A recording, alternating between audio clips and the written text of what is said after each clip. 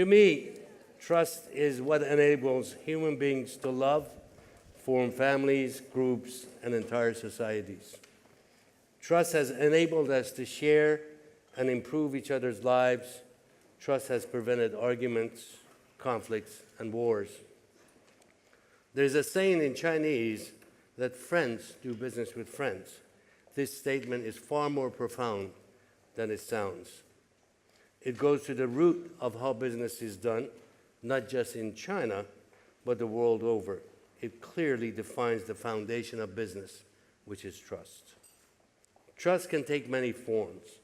In 1992, I began discussions with a company in Guangzhou, China, to jointly build, own, and operate a highway in the Guangdong province. It will be the first Western-owned and operated toll road in China's history. I was very confused in the beginning, as every day of the first 6 weeks of the so-called negotiations was spent on eating and drinking. We would join them for a long breakfast in the morning, followed by a longer lunch, and even a longer dinner. Each dinner would involve elaborate banquets and much drinking. The cuisines involved delicious foods prepared to perfection, and occasionally involved some not so familiar foods, such as snakes, water cockroaches, and scorpions. The scorpions were served stir-fried, deep-fried, and sometimes just floating in my soup, and on one occasion, live. On the weekends, they would take us sightseeing. My team and I were always their guest for the entire time. During those first 6 weeks, we had many discussions about our lives, families, who we were, where we came from, but very little about the deal itself. Finally, one morning in the office, the head of the company, Mr. Lee, who had personally attended every meal and every discussion, looked at me and said, "Let's talk about the project." He continued, "I've never done business with a foreigner, but after spending time together, I am now convinced that I can trust you and we can be partners for the next 30 years. We then proceeded to negotiate and finalized all terms within 2 days. 26 years later, Mr. Lee and I are still very close friends, and I make sure to visit him on as many occasions as possible, but definitely without exception on every Chinese New Year. He often tells me the most difficult, but the best decision he ever made was to trust me. To me, trust is when every person in the community in which you have invested sees you as family. Trust is essential for both societies and businesses to flourish. Today, trust is declining around the world. Business leaders must step outside of their traditional role and place sustainability and opportunity to create value for the society at the core of their strategies. The vision for Business for Peace Foundation is that all business leaders have as their purpose to improve society. This requires being business-worthy in an ethical and responsible way, creating value both for business and for society. How can business leaders help build trust with the society and contribute to a sustainable future? By taking a climate leadership role? These are questions we will explore today.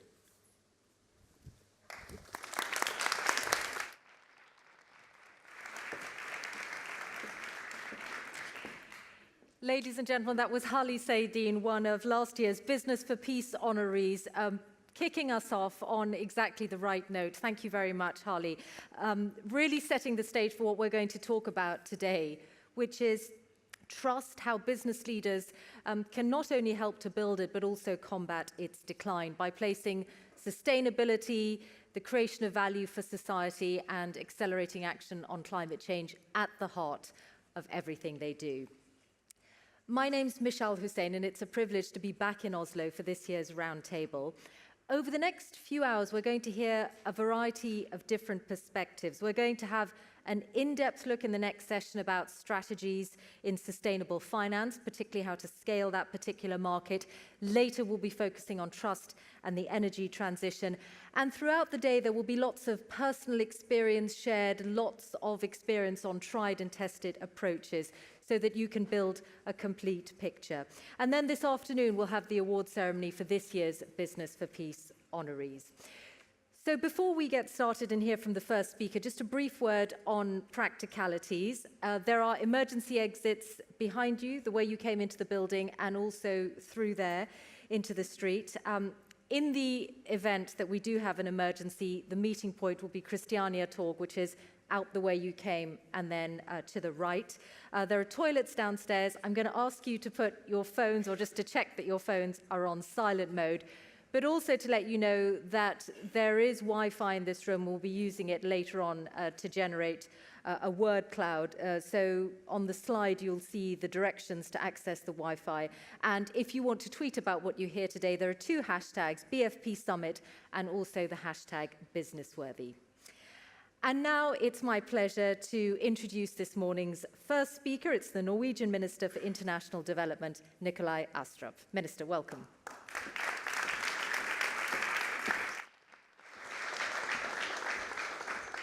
Ladies and gentlemen, dear friends, it gives me great pleasure to address such a distinguished gathering of companies and organizations clearly committed to being business worthy. To be worthy of business is to have a license to operate. The authorities, society, and the market issue such a license to companies that are genuinely committed to people, planet, and profit. They revoke this license when companies fail to live up to the commitments they have made. By renewing its license to operate, companies earn trust. We are fortunate in Norway to enjoy high levels of trust in our society. This trust is not to be taken for granted. Let me come back to that issue after a couple of messages. The first is that business is crucial in order to achieve the Sustainable Development Goals. It will not be possible to do it without the private sector. I'm sure everyone in this room agrees, but I find this agreement often needs some unpacking in order for the full relevance to be appreciated. Involving business in development and cooperation is important. Whether business supports development projects through providing funding or by engaging in partnerships, such involvement is highly appreciated. In terms of impact, however, it is much more important to look at business practices and private sector investment. The ripple effect of development projects is magnified when business grows to provide more jobs and more opportunities. It goes without saying, but it should never go unsaid, that the jobs must provide decent income and the opportunities have to stand the test of not undermining the opportunities for the future. This is why Norway promotes business development and job creation in low-income countries and aims to make it easier for Norwegian companies to engage as partners in development cooperation. This is why Norway emphasizes responsible business conduct as a level playing field that supports the global sustainable development goals.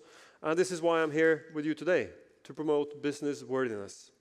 Business brings two crucial contributions, both for their own future in the market, as well as for development, namely finance and technology. I hope events like this one that we're having today will help improve the understanding that investors cannot avoid risk, but must look for the best risk management. Similarly, technological gains are not defined by pure science, but by sustainable and needed improvements in goods and services. It is said that the proof of the pudding lies in the eating. But let us not forget that millions still need the pudding. As partner in the SDGs, make it your business not to leave anyone behind. And to quote Mark Carney, the more we invest with foresight, the less we regret in hindsight. My second message concerns our commitment to the oceans. The perilous state of the oceans illustrates all too clearly the need to mobilize business, society, and government to take action. We cannot expect to protect and sustainably use the oceans and marine resources, the SDG 14, unless we make progress on responsible consumption and production, SDG 12. In Davos this year, Prime Minister Solberg launched our plans for a high-level panel on building a sustainable ocean economy. In 2019, Norway will be hosting the Our Oceans Conference. Norwegian companies, be it marine, maritime or energy, are implementing sustainable development at sea. Sustainability has been key to our fisheries even before the term was coined. My second message is therefore that responsible production and consumption is key to sustainability in the environmental as well as economic sense. Ocean economies alone may create 40 million jobs globally by 2030, thus contributing to poverty reduction.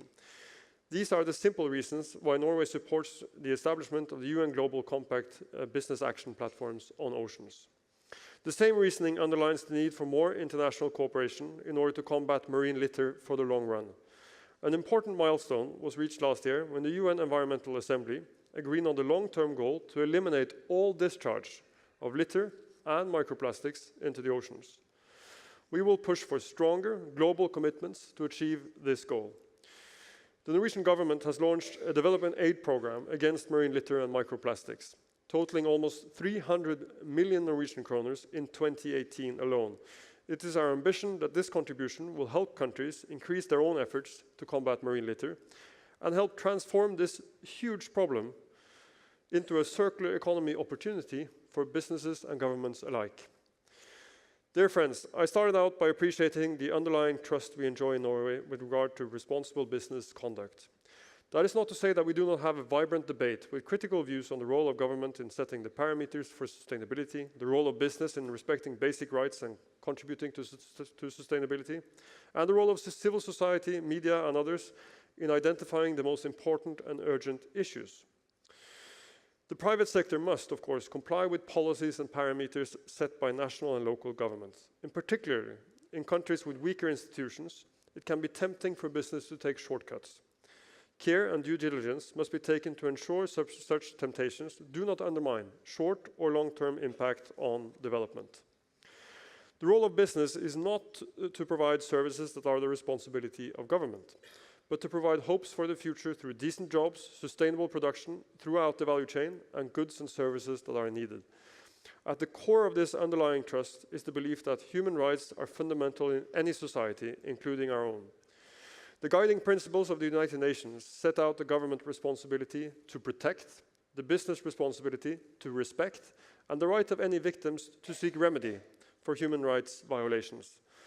The Norwegian government explicitly expects any Norwegian company doing business abroad to know and apply these guiding principles, as well as the OECD guidelines for responsible business conduct. The true test of business worthiness and of business being worthy is the ability to maintain trust over time. This means not only for business to be true to their word, but to put their words into practice. Business needs to improve disclosure, to improve reporting, and to invest in meaningful stakeholder dialogue, not as a PR exercise, but as responsible business conduct at the core of operations. I would like to thank Business for Peace for this opportunity to share some considerations with you, and I look forward to hearing your views. Thank you so much.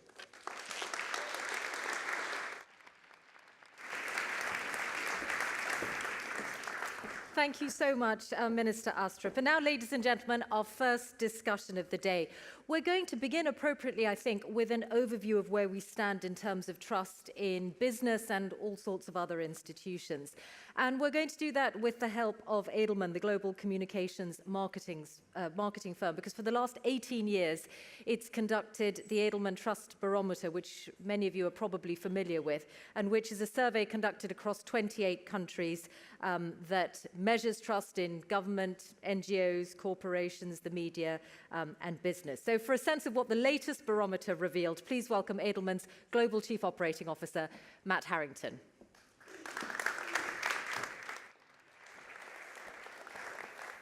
Good morning. Thank you, Michelle, and I want to thank the Foundation for inviting me and giving me this opportunity to talk trust. We have, as Michelle mentioned, have made a study of trust for the past 18 years. And when we speak to our 30,000 plus participants around the globe, what we're asking them about is to what degree you believe an institution will do the right thing. So it's a forward-facing action trust enables to be able to perform into the future. And where we are today is unfortunately, it's largely a global state of distrust. And what are the implications, I think, for business and society are rather considerable. I'm going to just spend a few minutes walking rapidly through just a couple of slides to hopefully provide context to our subsequent discussion. We look at and break down our survey participants by informed public and general public. So what you see here is a snapshot of the aggregate per country of sentiment towards government, business, media, and NGOs amongst the informed public. High household income, university educated, actively engaged in business and society. And what we saw this year in the general population, a decline in 28 of the 28 markets to distrusting. You see here we had a 1-point decline in the global trust index, but some really big, sharp movements. If you look at the US, which I'll dive into in a few moments, we declined from a 68-point to tie with South Africa to be the least trusting amongst our own citizenry in informed public, and that actually is mirrored in general population as well. Also of note here is that China moved into #1 position, the first time in 18 years. We've never seen a year with this much movement. We had 6 countries have considerable trust gains, Sweden being the only country in Scandinavia that we study being one of those, and then 6 countries, the US being the leader of the biggest declines. So significant trade-offs in the scale of trust. I wanted to just put a highlight, sadly, on my home market, the trust crash in the US. It's notable for a number of reasons. This is, we fielded this study in November, and this year it was a 30-point decline amongst informed publics in government. And that the survey was conducted just weeks prior to Congress's passing of the tax reform bill. So I think that both in the general population and informed public, there was this real sense of, in all branches of government, complete paralysis and lack of constructive movement forward. Also of note here, and we saw this in a number of other markets around the globe, traditionally, informed publics are more trusting.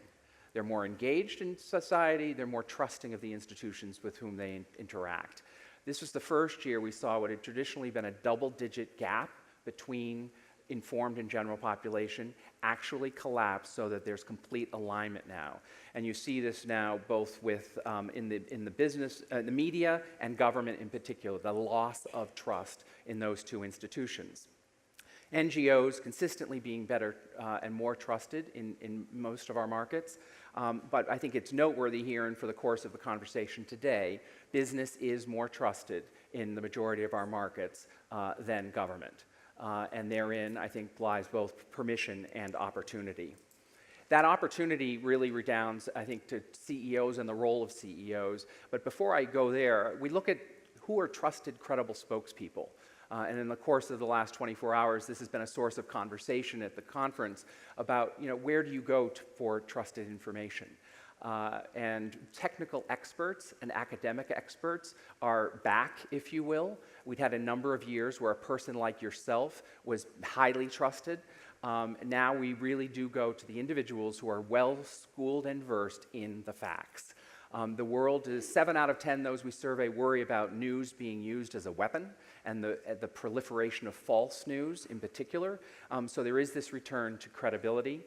CEOs had a 7-point increase in trust. So it's not a victory lap at the overall mark of 44, but it's trending in the right direction in terms of the opportunity. And I think what's more important is that for the first time in our 18 years, the #1 job on the behalf of CEOs is viewed as to ensure their company is trusted.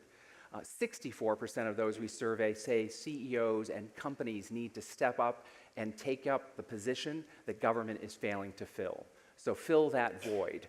And that the CEO, 57% say CEOs who fail to step on social issues of import to a company or community lost their respect and have lost their trust.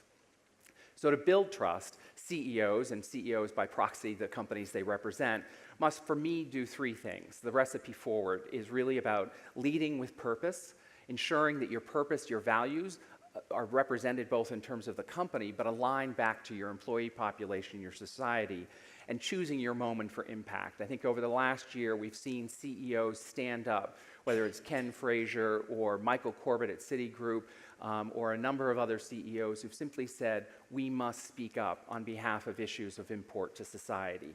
Being authentic, genuine, ensuring that you're not overly rehearsed, but also that you're able to be relatable in telling your story, and not talking in jargon. And then finally, galvanizing employees. This year, employers were the most trusted institution of the 33,000 folks we spoke to. Therein lies enormous opportunity to both engage and enlist and really activate employee populations on behalf of companies to engage in the advancement of interests that are aligned to society. So I think while the overall story is a negative one relative to the collapse of trust on a global basis, I think for the business community in particular and the ability to partner with civil society in advancing positive action, that permission and expectation is there now. And I think that's a perfect place to maybe to turn back to Michelle to get us launched into our conversation. Thank you.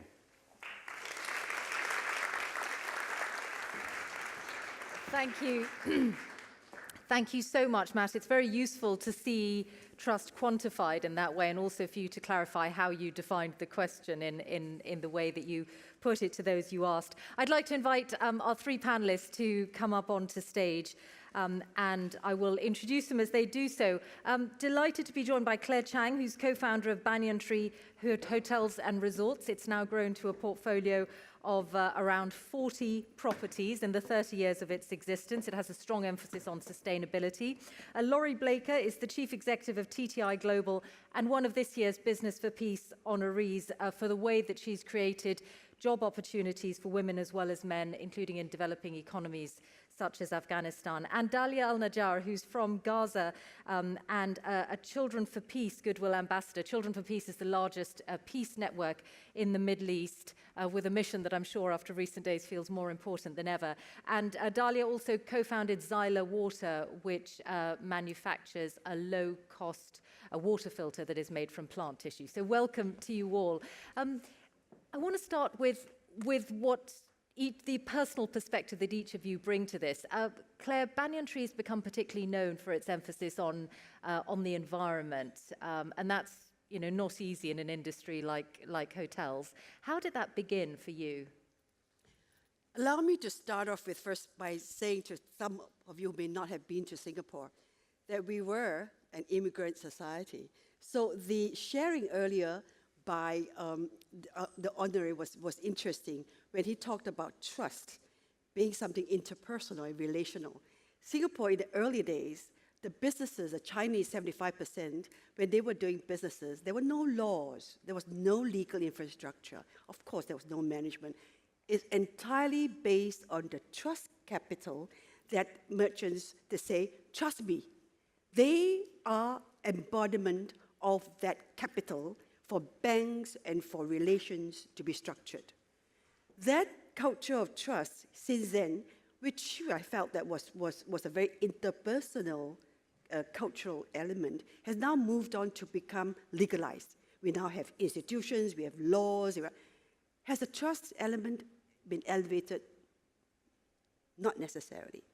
But nevertheless, the conversation started since early days with that, and Singapore government is very good in trying to put in the institutions and the policies to inculcate the notion.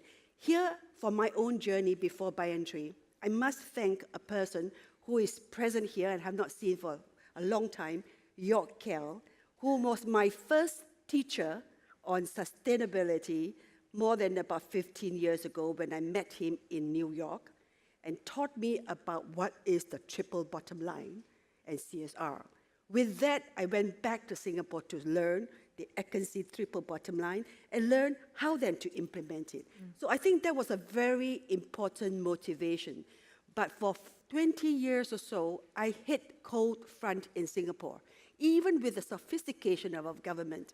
When I tried to do the roadshow to get more people to sign on with Singapore Compact, because George Kell challenged me to start Singapore Compact, and after that to get the signatories for UN Global Compact. But Claire, weren't you already, even before that, you were doing what we think of as the right thing already? Exactly. In So I'm terms of saying that development of when you land? feel responsible about something, you do not need that level of sophistication about it theoretically. Because you know. You know, and you do the right thing. And I was going around talking about the business case for doing sustainability. I was wrong, because I couldn't find hard data. There are bad companies that do very well, and there are good companies that don't do well. And therefore, I threw away all this correlational effect and just do the right thing as leader. And for that reason, we started Phuket, Laguna, and operated it, built it, designed it, and the way we did. And from an abandoned tin mine that we found when there was no growth in it, for 25 years, next year we'll be celebrating our 25, we rehabilitated the tin mine, we created a resort, we're giving jobs to 4,000 people, and we adopted a series of measures instructed by the SDG, 17 of them, to frame our steps bit by bit, year by year. We learn from becoming bronze to silver to gold. So that learning journey has to be triggered by a leadership mindset. Yeah. We have to adopt it. Okay, well, let's turn to Laurie, whose company is a very different sort of company. It was set up by your father, Laurie, and it's staffing research consultancy focused on the training, design, and development for the automotive industry. on the automotive around the world. sector. Now, Right. you've become known for putting an emphasis on female empowerment in particular. So how did you start on that, and why did you decide to focus on it? Basically because when I first started out, I was a female in the automotive industry starting out in the United States, and there were very few of us. We'd go weeks at a time in meetings, and you'd never see another, woman in a management role.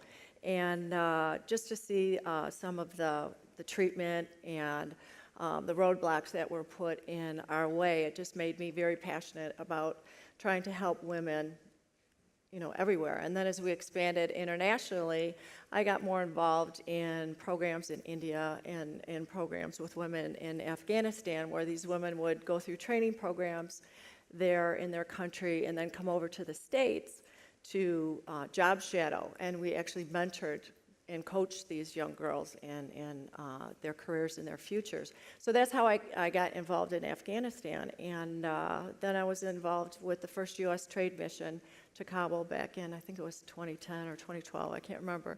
And I actually got feet on the street and was able to see firsthand, the treatment of women in that country, which was, and still is in many ways, pretty tragic. So when you see that, and then the lack of jobs, the lack of industry and commerce in that country, and I just looked around and said, well, wow, we could start, a training center and an automotive retail service center. We could take our core competencies, what we were very good at, and use that for, to do some good.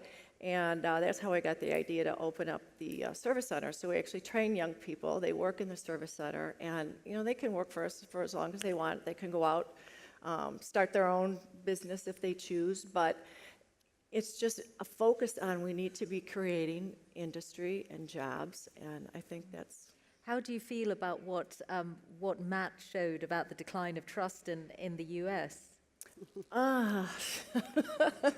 I would hardly agree with that. It's to the point where I don't know about everybody else, my own personal opinion. I don't believe anything I read in the newspaper anymore, because there's always, it seems like, a personal agenda. And so you have to be very careful at how you sift through facts and do your research. But I do think that, Matt, you brought up a great point, that business can really step up and start to fill that gap. And that's something that I've worked, and I've had the luxury, it's a family business, so I've been able to, as much as we've grown, globally, and we've got 2,000 employees now, I can drive that culture every single day, and that is the single most important thing that I feel that I do when I'm out in the markets and talking to those teams. You have to communicate that culture. Every single time I go out, I tell the story of the company, how we started. My dad started the company, my dad, mom, in the basement of their home, true entrepreneurs. So you have to go back to your roots, and you have to tell that story over and over and over, and then people begin to believe you, and then you have to treat people the way that you want your customers to be treated, the way you want your employees to be treated. So you have to really, walk the talk every single day. It's so important. Yeah.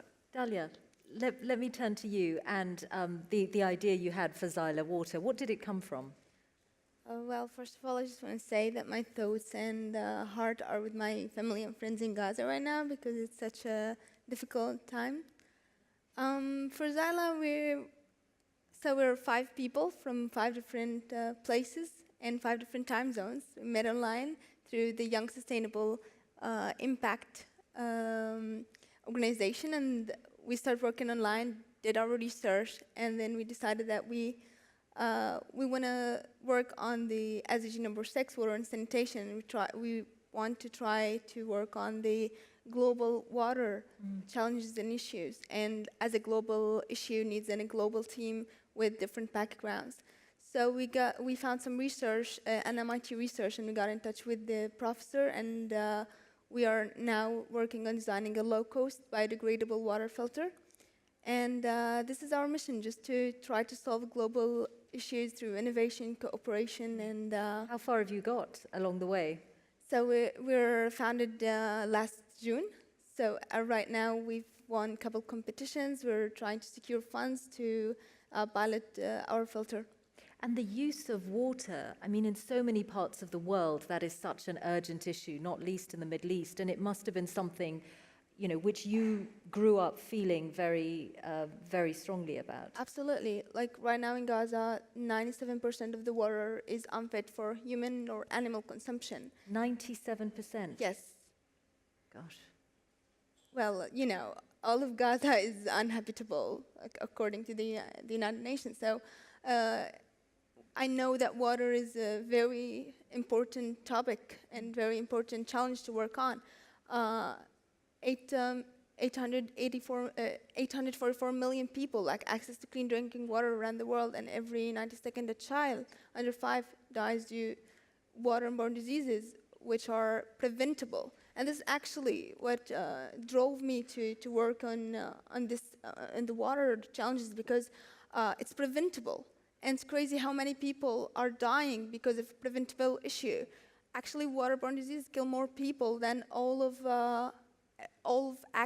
violence acts, including wars. And I've lived through 3 wars, and I suffered with the lack of water during the wars. So this drove me to work on water now. Well, it's hopefully something that your water filter, when it's in production, will hopefully help to combat. Ladies and gentlemen, we do have microphones in the room, so please do raise your hand if you'd like to ask a question at any point. But I want to come back to Matt, really, because you were talking about the opportunity for the chief executive or the leader to fill the gap in trust. I mean, however much power they do have, it is still a big personal ask, isn't it? It is, and I think it's a big personal ask because it's also a shift in what has been traditionally expected of the CEO, which has been to really deliver performance for the shareholder and advance the strategy of the business. And now the sort of rules of the road have changed, where there's an expectation, and it's not just by society at large, it's by the employee population. There's a different expectation of what a company stands for. And I think Laurie said it beautifully in terms of, job creation. When we asked folks about what 3 areas can business really engage to foster trust, safeguarding privacy and data information, it was job creation and or reskilling of talent, and it was engaging and giving back in community. Larry Fink at BlackRock in January said that he was, certainly interested in financial performance, but he also now, for his investment portfolio, was going to be looking at the companies in terms of how they are engaging in their communities. So that's a pretty powerful formula, those 3 pieces. But I think the CEOs need to be open to putting their heads above the parapet, if you will, from the traditional role to one that is a more modern, and it doesn't have to go all the way to the CEO activist, like a Mark Benioff perhaps, but I think Paul Polman is a great standard of talking about being performance with purpose and how that's driving through the strategy and what the expectation of employee is, and Mark Benioff expectation being from customer. from Salesforce. Right. I wonder, Claire, can I just ask you on this point about employee expectation? Yeah. Because you operate in many different parts of Asia and elsewhere in the world as well, do you feel a difference in different countries about the level of expectation from your employees? The complexity is tremendous, surely. Within the group, we have about 60 over nationalities in 30 different countries. So when I do a class, like what Laura said, we went on to talk and coach, it's a whole sea of diversity and complexity. Everyone comes in with their own cultural sensitivity. So what do I say? Trust me, and I trust you, but what do we trust about? So I think job and security, fair practices, all that we will have to do within the 17 SDGs have to be uniform through all the groups differently. But I'd like to make the comment on I'm so encouraged by your 7% on reputational increase by the CEOs. Because I think CEOs are pushed by very short-term goals. If we change the financial reporting to once a year, do you think that will help? Because quarterly report make them all look at just figures and rather just manage people and do the alignment on purpose and mission to us. And both of us are founders. So we go to the ground to look at goals achievement because we live with it. We live the legacy. But when it comes down to CEO and -2, it's a lot more work. So can financial services then, can you all lobby for a change of behavior? There's an enormous lobby going on right now for long-term capital management approach and a less quarter-by-quarter perspective. Family-owned businesses are more trusted than any other kind of business. Very good. And that, I think, in large measure, speaking to the choir, and Edelman's privately held as well and family-owned, it's an instance we make decisions for the long term. Right. Can you change the KPIs as well? Because right now, whatever is, Certainly. What would you like? I mean, that's good, Claire, but I think whatever that's defined as success are all on tangibles. There's no index clearly on developmental indices based on the intangible. Human rights, responsibility. The Harvard Business Review did a great study just in the last 6 months of companies who actually have engaged in societal issues. Did they take a share price hit or not? It was either net neutral or positive. No one took a negative. I would agree with that. Laurie? Yeah. I definitely would agree with that because I look at how engaged our staff has been all over the world as we work to launch this facility and center in Kabul. And I can tell you, every single one of our offices got involved one way or another to help support it. And they're thrilled. And when they're happy and they feel engaged and they feel valued and they feel that they're doing something, contributing something of value to and when the goal is an obvious good. they work harder. Let me turn to Christopher Flensborg. Yeah, Chris Flensborg. I have a question to Claire and to Laurie, which is actually about Dalia. So here we have a young entrepreneur which is addressing one of the most important questions, water, globally. Looking back at your experience, what would your mentorship, what would your advice be to her on the focus on getting her to success on that challenge? What have you experienced when you have been building up your businesses at the early stage? What are the challenges she will face and how would you advise her to address these challenges? So give Dalia some advice. She's got a fantastic idea. She's well along the way. It's something which is an obvious public good in her part of the world and elsewhere. I mean, I can tell you what helped me. I made sure that I surrounded myself with people that were smarter than me. I made sure that, if I needed a particular talent and I didn't have it, I looked for the best person, with the most knowledge because I think sometimes people are threatened. Yes. Working and you get the vision of the old CEO, that old school CEO that is like God. You don't have to be that way. In fact, you need to have those resources around you. You need to have a great network of mentors, and everybody you bring and add to your team needs to be better than you. So Absolutely, this is what are we doing right now? We have many volunteers who have more knowledge and more experience in what we're doing, and this is why I you decided. learn from them. Yeah, and this is why I decided to cooperate with more people along the way, because we know that there are many people that are doing amazing stuff and they know more than us, and we need to share the knowledge together to get to achieving the goal faster. Right.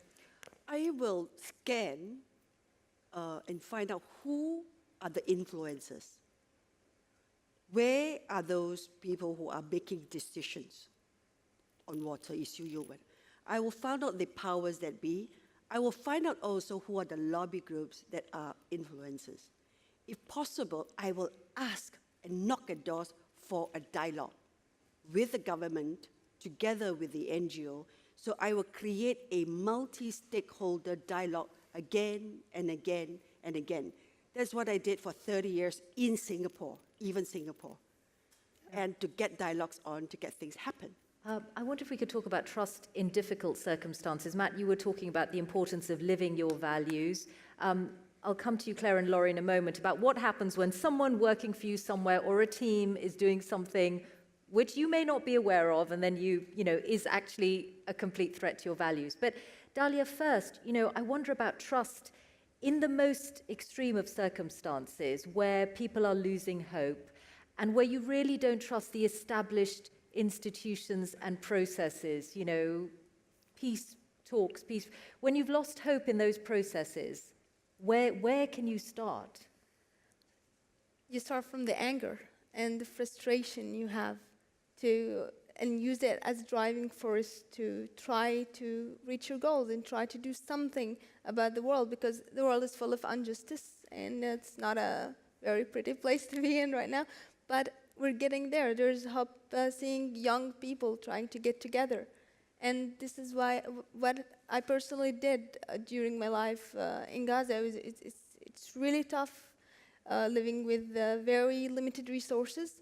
However, you need to somehow find hope to get going, and this is my driving force to be an effective global citizen, because there are issues everywhere, and I try to see where I can contribute in and what can I do.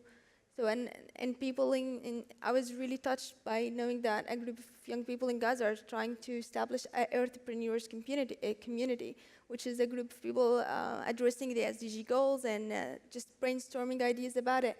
And it's like these people have 4 hours of electricity a day and very limited resources, yet they're addressing global issues. And it's this is the definition of hope for me, that people are not being selfish, they're trying to do as much as they can. Matt, what did you find as the biggest pressure points that cause a decline in trust? Yeah. So when we've seen the collapse of trust, particularly on a sector basis, it's when there's been the lack of candor, transparency, and accountability. So I know the upcoming conversation is going to be about the financial sector. And the financial sector, the sectors we study, had been in the upper quartile prior to 08-09. It's now among the least trusted sectors, although it's come back and stabilized in the last couple of years. There was a lack of transparency. There was also a sense of lack of accountability.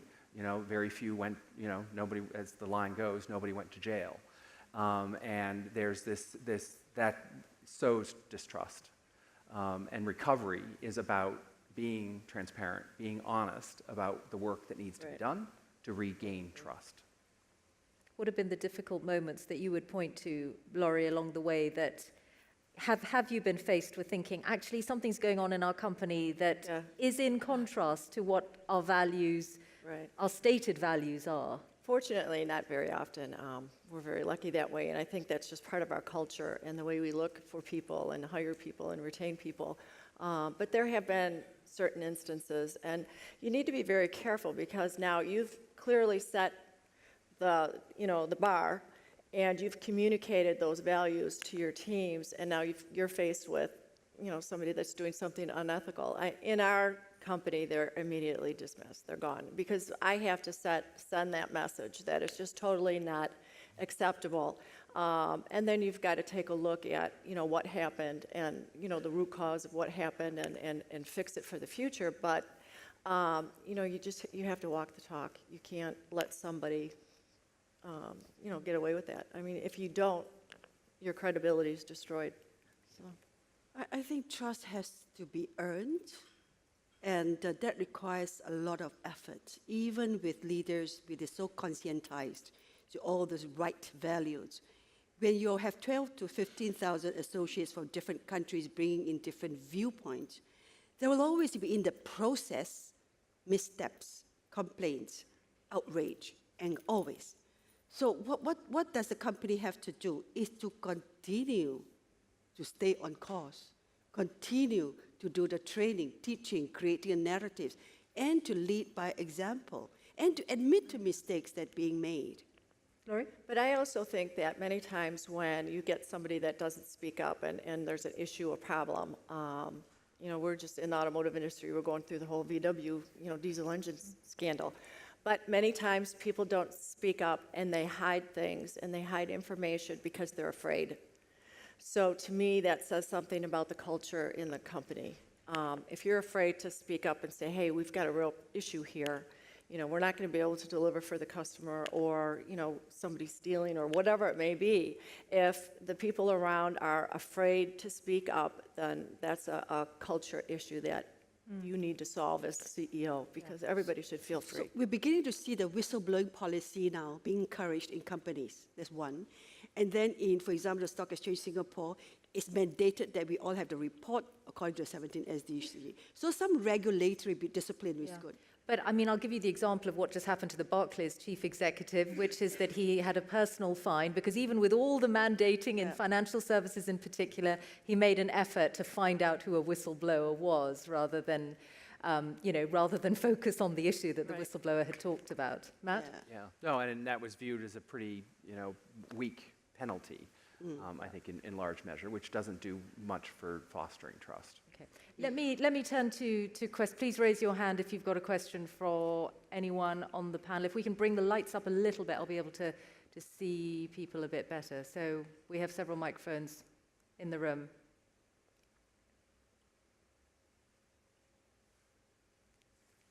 Yeah, over there.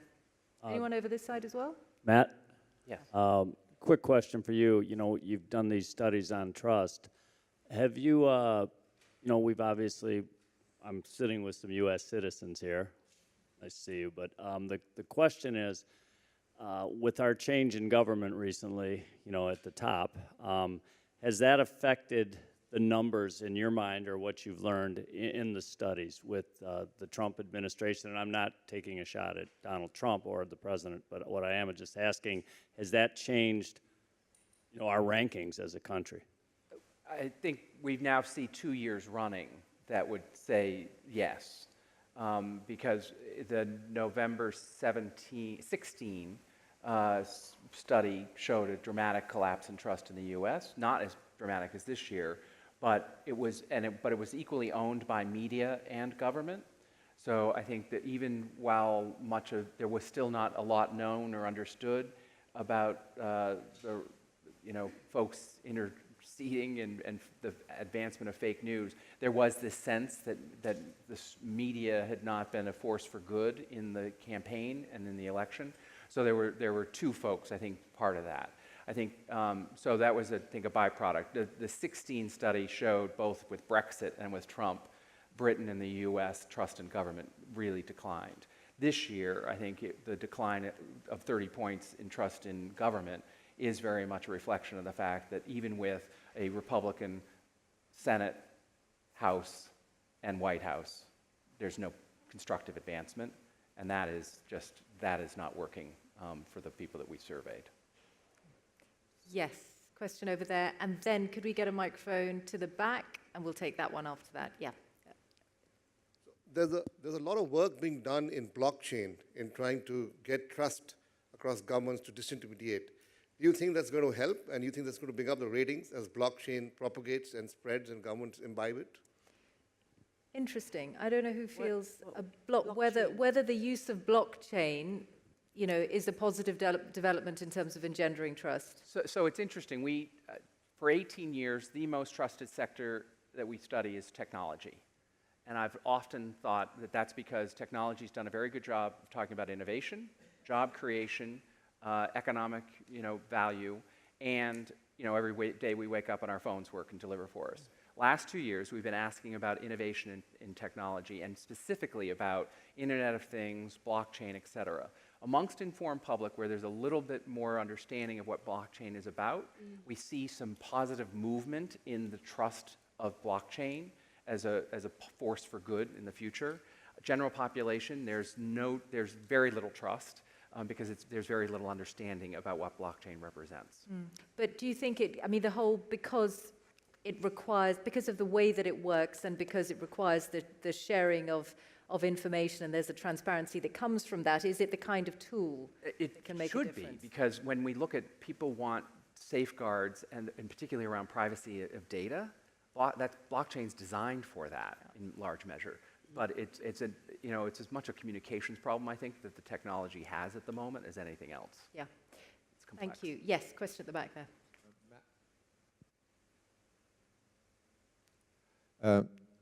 Matt, did you see any difference between privately held companies and public companies? So the only snapshot of privately held we look at are family-owned businesses, which is distinct perhaps from those who are the part of the VC or PE world. And as I said, there's very high trust of family-owned businesses, and the ones we were filtering were those that are privately held by families. Do you think that is borne out through what the companies are doing, or is it just because we hear the word family-owned and we automatically assume there's a... I think the filter is the one we talked about earlier, and I think that Claire brought out in particular, which is having a longer view to the future, and having time to, manage and set strategy and see strategy perform and execute over time. I think the shift that we've seen with family businesses is similar to publicly traded companies. They have to be more transparent than they traditionally have been. They have to do the kinds of work that I think we're hearing about from Laurie and Claire around being quite communicative about the values, but also about performance against goals, whether SDGs or others. I think that's a new experience for family-owned businesses. In response to this concern, Singapore has established what we call the Singapore Stewardship Principle.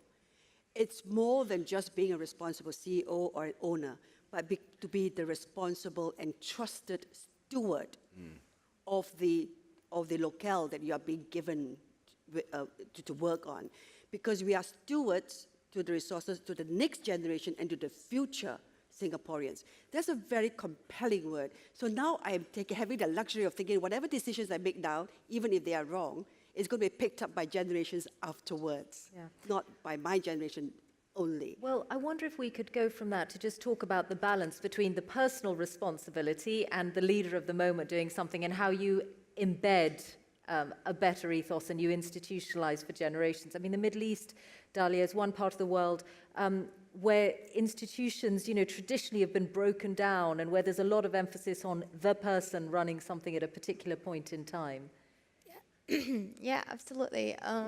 So there was an extreme lack of trust in institutions in general throughout the Middle East. And young people, I can speak for young people, we're frustrated, and this is why we're trying to found our own organizations, found our own initiative, and try to do, to step in and do something about it. So you find a lot of youth-led organizations that are tackling big issues in their local communities and building very inspiring initiatives trying to tackling these issues. Rather than joining existing organizations or groups. Exactly, because you can't join an organization that wouldn't give you the right to do anything. And this is like a lot of my friends, I myself quit a job because I didn't feel it does any impact. And I feel like I don't want to do anything that doesn't resonate with my set of values and my mindset. So we have a lot of young people they don't trust the corporations and don't trust the institutions. They don't like to join them and try to find other solutions to do whatever resonates with them. Okay, Laurie, how do you embed what you're doing for the next generation to run the company? Well, I think part of what we're doing as leaders, Claire and I know with a family-owned business, you're trying to leave behind a legacy, and so you're taking a look at the organization, the people that you're bringing into the organization and developing, and creating the same value stream with them that you have, so that hopefully that transitions, even long after I'm gone, So it's Question over here. Yeah. Is it not? Yeah.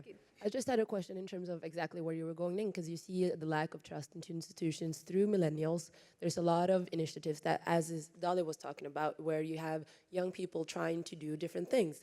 And so my question is, what are your thoughts on how you can both include and empower the youth that are working with various engagements? Because how can you bridge the both established with the experience and the youth with the drive? And you don't just mean younger employees who work for you, you mean... No, yeah, I mean both you guys with younger employees in what you're already doing, because I mean, thinking moving forward, you need to have the mindset of how can I with my business contribute? And so both on how you can empower other youths externally and internally. Oh gosh, yeah. I do a lot of work in the Detroit area, working with young women at risk, high school girls in the city of Detroit, and mentoring programs. It's so important. They need role models. They need to see examples of how things are done differently in other areas. Some of the girls that I work with have never been outside of their little city block, and so all they've ever seen, for example, is the life that they know. So it's critical for us to get out there and speak and and make sure that they have that. It's interesting to see the contrast between the work. Well, maybe there isn't. They're different parts of the same piece, if you like. The work in Afghanistan and the work right, just much different closer to locations, home. different challenges, different issues, but the same core issues. So it's communication and feedback. And I think society in general needs to hold us as CEOs accountable. I think there's been a real lack of accountability, over this last generation that, I've seen, and we need to be held accountable. And our employees and the public needs to hold us accountable. Matt, I wonder, you gave us that sense of the difference between when you asked general population and informed public. Did you do you also break it down by age? Yeah, so we've looked at demographic information, and what was interesting, I had been operating on the premise that some of the shift in the CEO expectation was being driven by the millennial worker. And so much has been understood that the millennial worker is more inclined to be associated with purpose and wanting work of purpose, et cetera. Reality is, as it relates to expectation of the CEO, whether boomer, Gen Y, or millennial, they all had the same level of expectation. So it didn't break down into a generational shift. The expectations now are just consistently high relative to delivery. Claire? I feel that values don't change. Right. Whether we are old at 80 or 60 or young at 30, you don't change the 10 Commandments, the Buddhism notion of compassion, and all that. So values don't need to change. The way we express it and the way we then achieve goals with those values, maybe we have to reformat it again. I would like to believe that. Therefore, in the company today, what I have to confront with, my company about a majority under 40, young generation, very small, above 60. So we deal with everybody the same way because those are the culture. Well, core values. And I agree. I think there's just some fundamental values too. Yeah. Everybody talks about the difference in, Lori, what's it like doing business in Latin America versus Asia Pacific versus, wherever. When it all boils down to a few core values, everybody wants to be treated with respect. Everybody wants to be, they want to feel valued, and they want an opportunity to grow and develop. That's not going to change no matter where you are in the world. And if you stick true to those core values and everything that you do, and to your point, you may do things a little bit differently depending on cultural, differences, but it's the same the world over. Well, I'd like to thank you all for your contributions, to thank everyone who asked questions as well. We're going to take a short break now for coffee before we resume in here at 12:25. But please join me in thanking Matt Harrington, Claire Chiang, Laurie Blaker, and Dalia Al-Najjar. Thank you.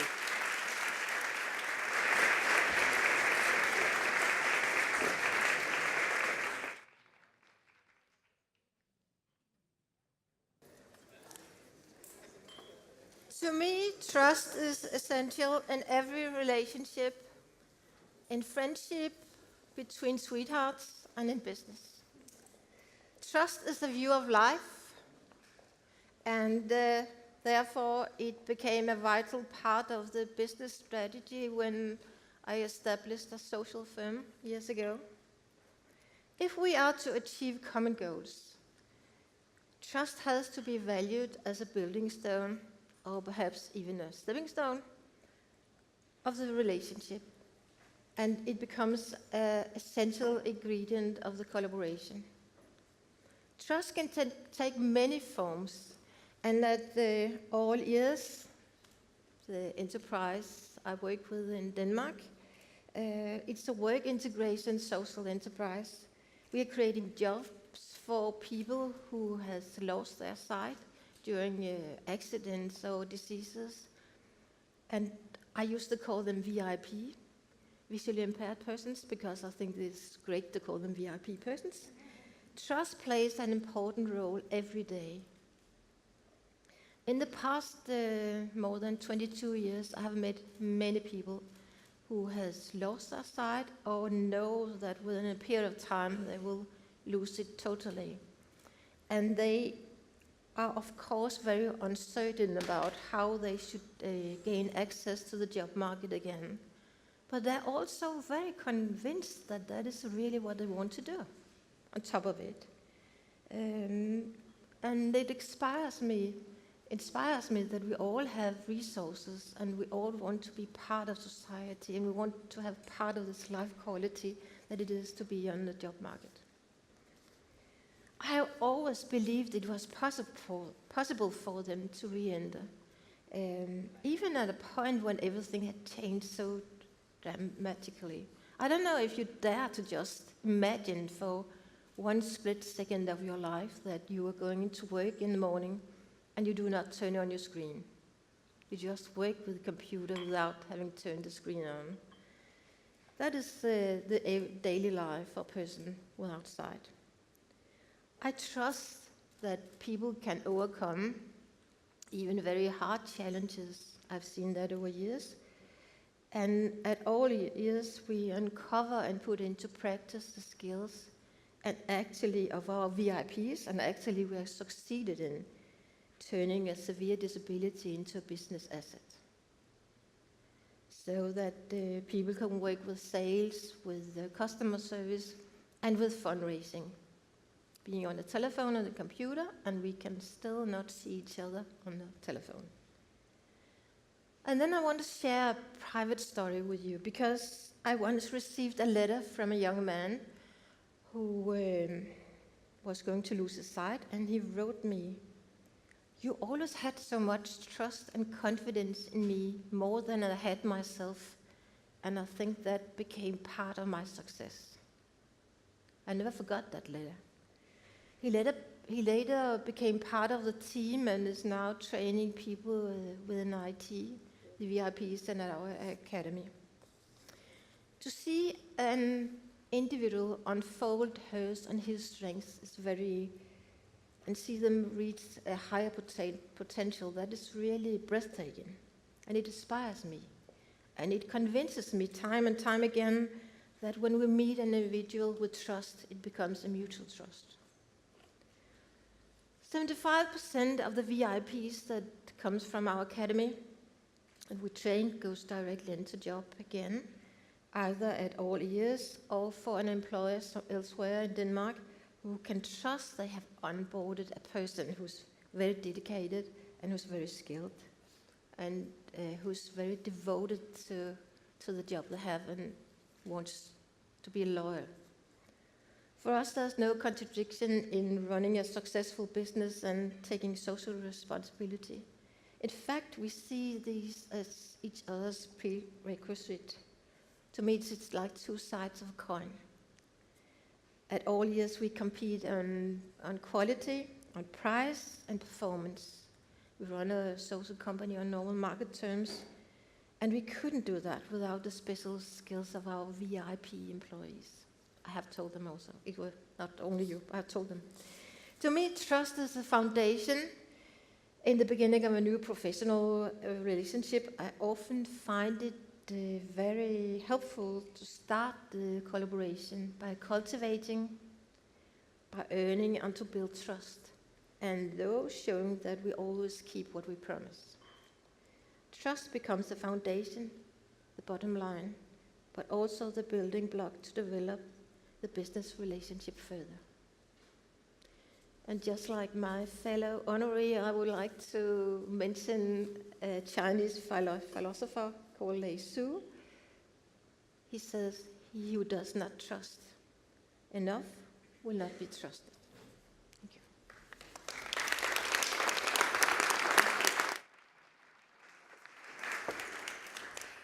Thank you so much, Connie Husman, 2013 Business for Peace honoree, with that story with which we begin our next session. And in the next 45 minutes, we are going to follow the money, if you like, or more precisely to ask how to move funds and financing towards the goal of a more sustainable future. Evidence shows that sustainability and climate change does come into some financial decision-making, but the question is how that can be scaled, which asset classes can be leveraged, and how, in essence, you find the tools and strategies that support both healthy returns and finance a sustainable future. So to open the discussion, I'm going to invite Georg Kell, chairman of the asset manager Arabesque Partners, up onto the stage. Georg is the former founding executive director of the UN Global Compact, as Claire mentioned earlier, and that is focused on corporate sustainability. And Georg, you are going to set the landscape for us for sustainable investment. Thank you very much, and good morning, good afternoon, everybody. It's wonderful to be back here. Pierre, first of all, the work you're doing with Business for Peace is today more important than ever before. We live in a fragmenting, highly uncertain world where many things can happen very fast, where the old is no longer valid for the future. Keeping the ties together and building on what connects us is ever more important. Congratulations. I was asked to do a very quick snapshot, which is nearly impossible. I have 5 minutes time to talk about the big issues of climate change, investment, and moving towards a future that we want. Now, let me look back just quickly to move into the future. We are on a rapid journey today. Humanity has more wealth than ever before. We are getting older on average than ever before, and many progresses are made. At the same time, many challenges unresolved. Old systems are being thrown away. Even at the multilateral level, the system created after World War II is now being replaced by something new which has yet to take shape. Strategic rivalry is going on. Fragmentation is going on. In some parts of the world, we have fragmentation, loss of trust. In other parts of the world, we have more concentration of power in one center. We live in a truly, truly dynamic, uncertain world. And in a dynamic world, to prepare for the future, out of biology, we would learn we have to build our adaptive flexibility and be prepared for the future. That is just by way of introduction, and I notice 1 minute is already gone, and I have to go into the real topic now, finance. As an engineer, I always used to be almost having the views of Keynes. It's the necessary evil.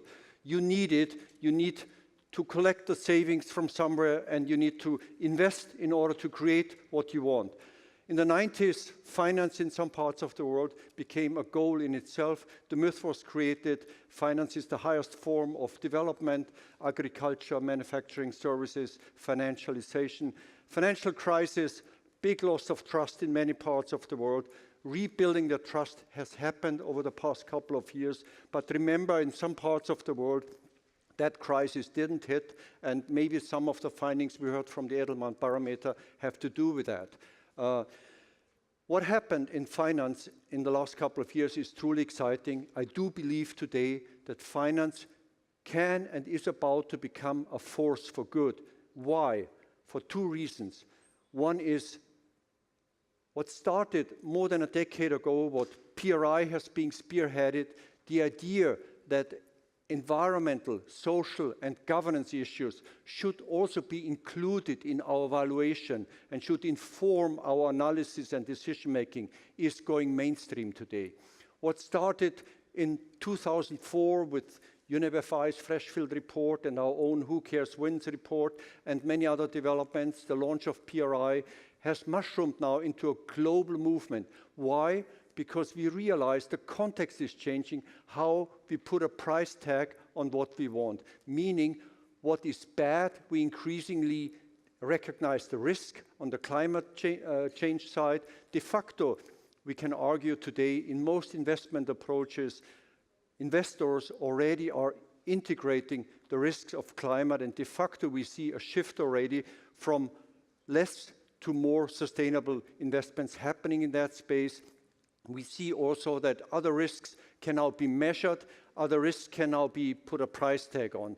Why is that so? One is because corporations have moved ahead over the last 20 years in many incremental steps and have shown that indeed sustainable business practices, business worthiness is not at the expense of return. On the contrary, it's the foundation for long-term success. And just a few years ago, the first big empirical evidence has been produced that establishes a very strong correlation between sustainable environmental social governance performance at the corporate level and financial success on the other hand. It was a wake-up call for the financial community, realizing actually there is money in sustainability. And this is what triggered off a huge race to come to grips with these issues. And that race is still going on. And it's a very dynamic race because many of the parameters are changing on the climate side, the regulatory side, on the people's preference side. But behind all this, I would argue there are three megatrends which are here to stay and which promise to make finance a force for good. One is clearly technology, the rise of transparency, nowhere to hide, the ease with which you can measure, the ease with which you can establish what really matters. Secondly, natural boundaries are here to stay because of demographic changes, because of consumption patterns we see all over the world. Anything natural asset will appreciate in value over time. And thirdly, governance changes. Irrespective of East and West and the big divides, the bottom line is empowerment of individuals, their ability to express values directly, including through investment. And these are three shaping trends which shape finance, I would claim, overall, irrespective of which methodologies are used or which approaches, which promise to integrate into investment what people genuinely want and how the preferences are changes. And in our panel, we will hear exciting examples about how this is done in reality. I think it's a wonderful, wonderful historic opportunity. It means really that investment is now tying up with responsible, sustainable business practices and creating a new catalytic forward-looking momentum, reshifting capital away from less sustainable, dirty, child-abusing organizations towards future-fit organizations, moving from the industrial era where externalities didn't count, where workers were just a cost factor, where the government was supposed to take care of everything and the private sector only had to care about short-term profits, towards a world which is smarter, digitalized, is conscientious of its environmental footprint, and actually makes money out of scarcity and translates low carbon into the new opportunities. This big transformation from industrial era thinking to future-fit organization is now being recognized by finance because that's where the future growth and profit is, and this promises to make finance a force for good. Thank you very much. Oh. Thank you. I was in negative territory, right? It's mission impossible, Thank 5 minutes.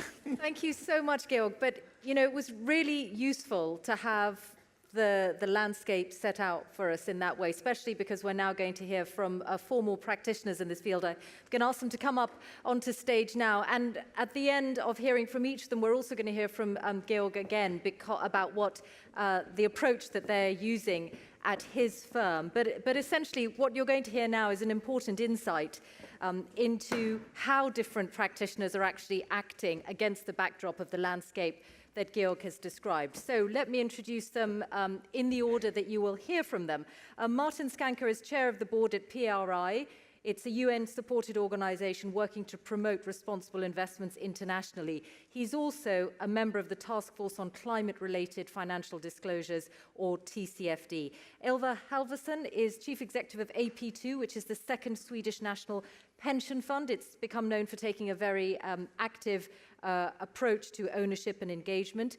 Jan Erik Saugestad is Chief Executive of Storebrand Asset Management, the largest private asset manager in Norway and known now as a leader in sustainable investments. And Christopher Flensborg is Head of Climate and Sustainability Finance at the Financial Services Group, SEB. So welcome to you all. Martin, TCFD is such an important part of the overall landscape. So give us a sense of what it is and how it works. Thank you. So, well, it's a terrible acronym, but it's an important work, I think. So the TCFD was established by the Financial Stability Board, which is the forum for cooperation of the regulators in the G20 countries, to look at how we can improve disclosures from companies about climate-related risks and opportunities. So we provided a framework for this that was launched last year. And this framework is really about asking companies to report in a standardized way about climate-related risks that they face in their business. So why is this important? Well, it's important because in a market economy, the financial sector decides which companies get financing and which companies don't get financing. We know that we will have to transition from a carbon-based energy system to a non-carbon-based energy system. What we don't know is the extent to which that will happen by a transformation of existing companies or by building down existing companies and building up new companies. A safe guess is to assume that it will be a little bit of both. Some companies will survive and be able to transform themselves, others will not. Some of the energy companies in the future will possibly be today's fossil fuel companies that have managed to transform themselves into renewable energy companies. But there will probably be new companies that we don't know of today. Some of the future car companies will maybe be today's car companies that have managed the transition into electric vehicles, and there will probably be room for some new players.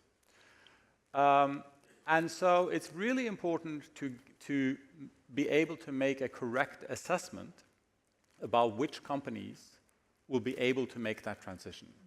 If the financial sector is right about the judgment they make, they will protect the value of their own investments because they'll be betting on the right companies.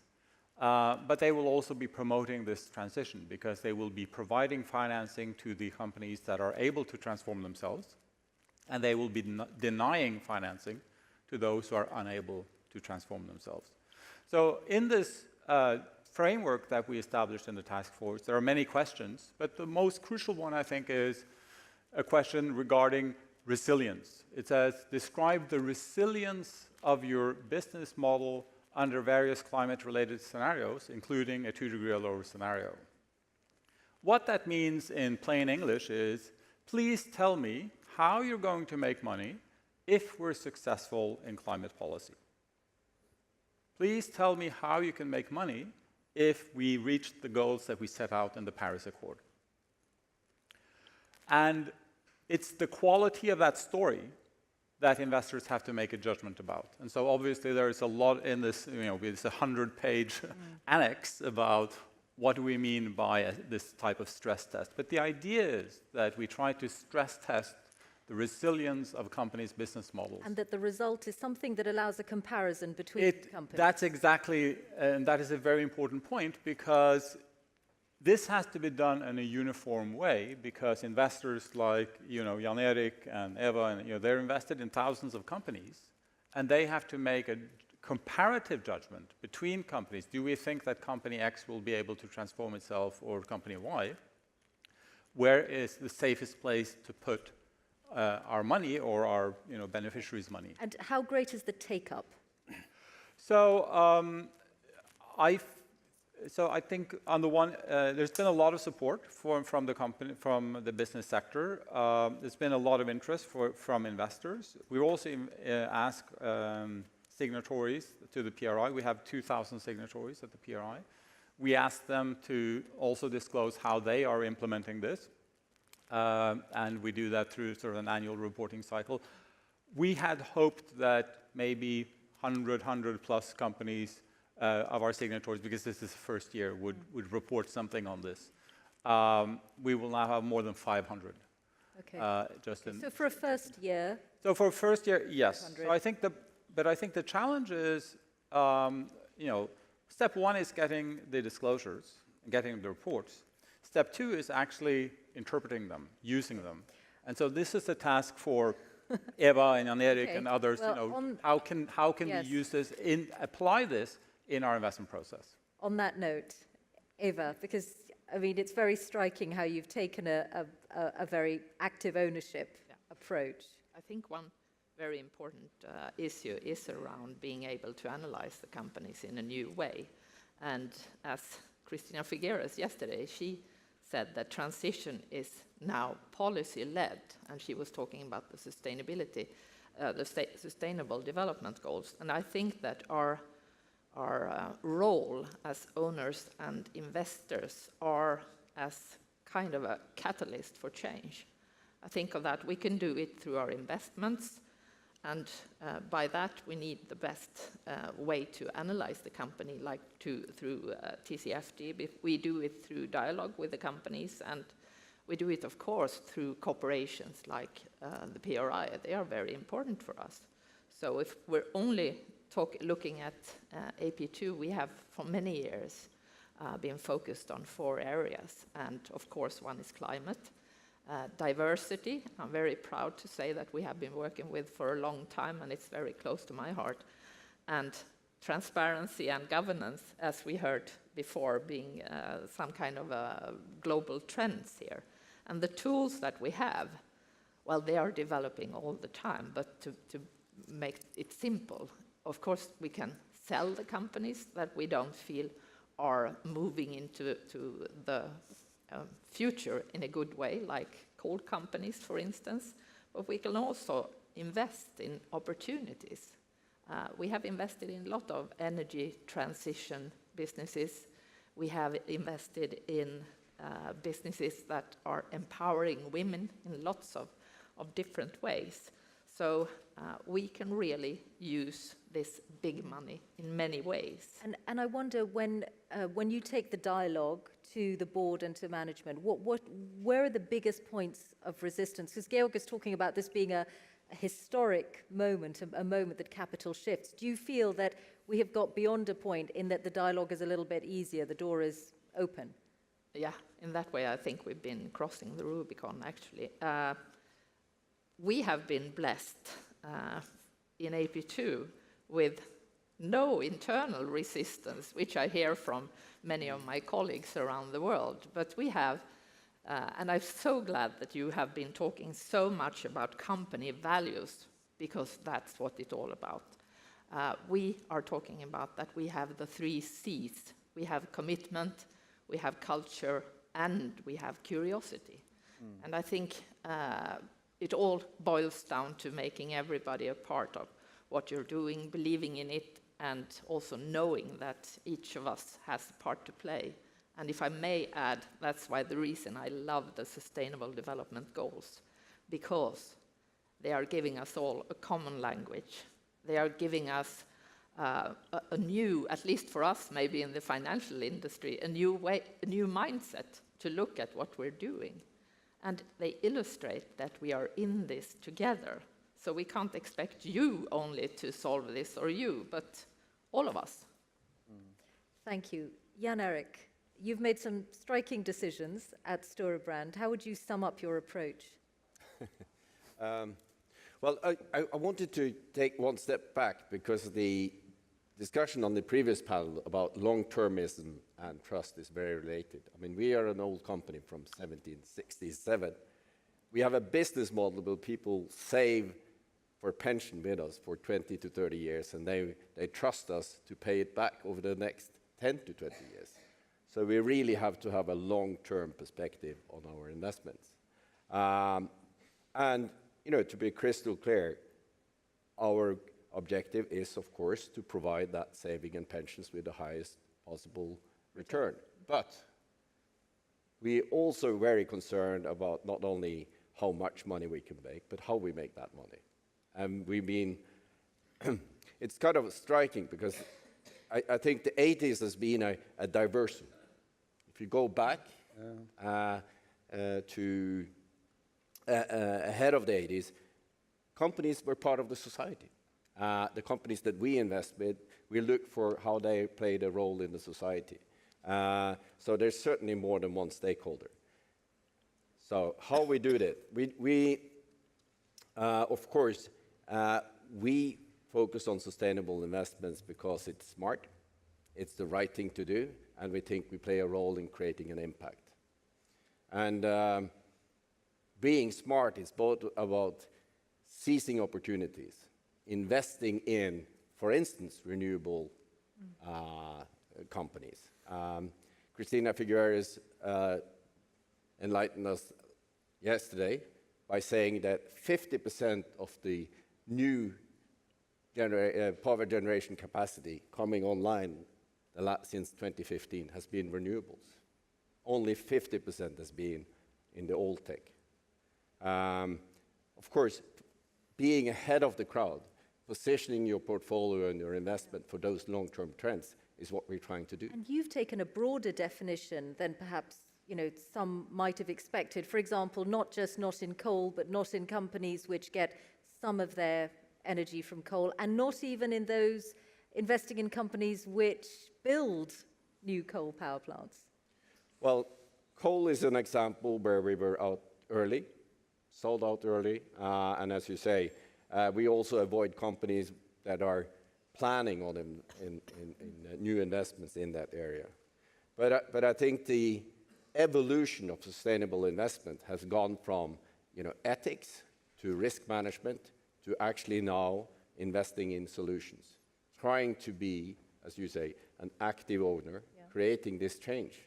And for us and what we're trying to do for our clients is basically provide them with solutions, enable them to be able to do something about the way they save and invest, and in many cases also make them aware of what kind of impact your investments are actually having. For many, the impact of the saving is greater than the impact of the way they live. Yeah. Okay, let me turn then to Christopher Flensborg, who's known as the father of green bonds. So I think it's obvious what he's going to focus on. People. Actually, I'm going to focus about people. People and green bonds, I hope. People. Okay. I'm an investment banker. As an investment banker, you work with money. The value of money is basically what you get out of it. You buy resources, you buy natural resources, and you buy human resources. Green bond is about mobilizing human resources. That's what it's about. So what is a bond? What is a green bond? Let's make a comparison. When you go into a bank and put down 100 krona, 500 krona on your saving account for your children or yourself, the bank will take the money and lend it out. But today, you normally don't know what the bank is going to use the money for. The green bond could also be a green deposit. It's basically a way of labeling the money you're putting into the bank to force the bank to use it for one specific purpose, namely green. That is forcing the bank that's taking that money to make a definition of green, to make a quality control of green, to create trust, that you trust that the green definition is okay, which is basically creating a lot of actions in and around the bank with activating human capital to learn and build bridges for learning. So what we have done in creating this system, that is that we have created links and building bridges with academics, Cicero here in Norway, which are helping us to assess what is right and wrong in respect to where we are supposed to go to 2050. And we have been creating collaboration with churches and NGOs to make sure that we understand the concerns and the challenges which have been worked with for decades, which we as finance have a very, very short history of actually understanding. So green bond is about people, it's about mobilizing people, it's about educating the financial industry to create an infrastructure and understand the challenges we're facing and to address that through challenging money to reduce those challenges. So now, if you could go into the bank tomorrow and say, I only want you to spend the money to create cleaner air, to create cleaner water, to create integrated system, to create inclusive finance, then it would be quite appealing, and that's where we're heading with green bonds. As a result of this, we have within 10 years So starting in 2007, within 10 years, mobilized $400 billion in capital for green bonds across the world, where ECB, the institution I'm working for, have been facilitating frameworks or working together with issuers, which are representing frameworks, which represent roughly 80 billion. But more importantly, much more importantly, we are now seeing a total change of the dialogue inside finance. So the green bond, not the only instrument, PI has also been extremely powerful in driving this. The investors like AP2 and Storebrand have been supporting this and driving this even more forceful. But the green bond has been a tool which have actually created a much more lively dialogue and have been building bridges between science, between engineers, between companies, between politicians, between investors, between banks, to actually create an integrated dialogue to do inclusive finance. And that's what Green Bond is about. It's about people. It's about mobilizing people. That you said all over the world, because obviously this is a very enlightened and advanced part of the world for this particular dialogue. But are you saying that this is becoming an established financial product in different countries? So Georg, you will not, when you're hearing this. So we brought up an idea, and we brought that idea to the World Bank, and we suddenly had investors like AB2 coming in supporting the initial one. And what we have seen that is that this idea works, and suddenly it's creating its own life. It's not our idea anymore. It's a lot of people like AB2, like Storebrand, like Global Compact, like PI coming in saying it should look a little bit different. So it's getting its own life. And now we're seeing China being one of the strongest drivers. And we're wondering, why is that happening? Why is China so interested in green finance? And we realized that China is having 11% of the GDP going into the health system because of pollution, which is not only a financial issue, it's also a people issue, and it's a political stability risk issue.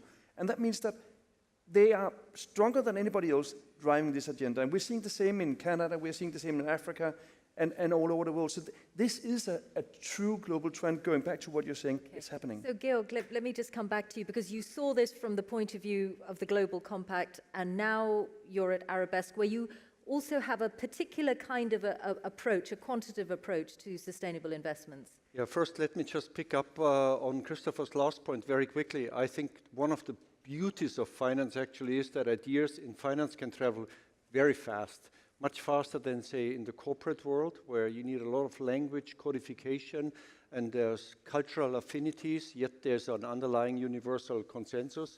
But in finance, ideas can really travel almost at the speed of light. Our approach, let me just say, Arabesque means the beauty of symmetry in nature, because it's a quantitative approach, and nature tends to aim at a symmetric approach. It never quite accomplishes that. It always is striving towards it. That's Leonardo's, Da Vinci's insight in nature. But I'm convinced that technology and big data, machine learning, is a very, very powerful tool to accelerate this trend, because it allows now to make sense out of fragmented information, which in the past you needed armies of analysts who would come up with very biased interpretations. Now the raw data itself, if combined with smart algorithm, offers you a very precise, deep insight. Our product, I hate to spell that out, but it's called S-ray, sunshine, what X-ray did to medicine. I think big data, machine learning is now doing to combine the gap between investors and corporate performance, what Martin mentioned, to accelerate this information trend. As information availability is becoming ever more abundant and easier to process, that is clearly a way forward. And it also empowers the people connection, because ultimately it gives finance a purpose and people can express their own value. And they not just give money to an anonymous institution who then use the money to gamble somewhere else. No, you can now clearly say, I want my money to go to green bonds. I want to invest in thematic, in SDG subjects. So it's extremely powerful. And this fusion of technology and sustainability, I think, can really catalyze the way forward. Jan Erik. And I think the green bonds is sort of a sign of the evolution and innovation, because this journey that we're on, green bonds is a way of visualizing green project, getting finance to green project, making a change.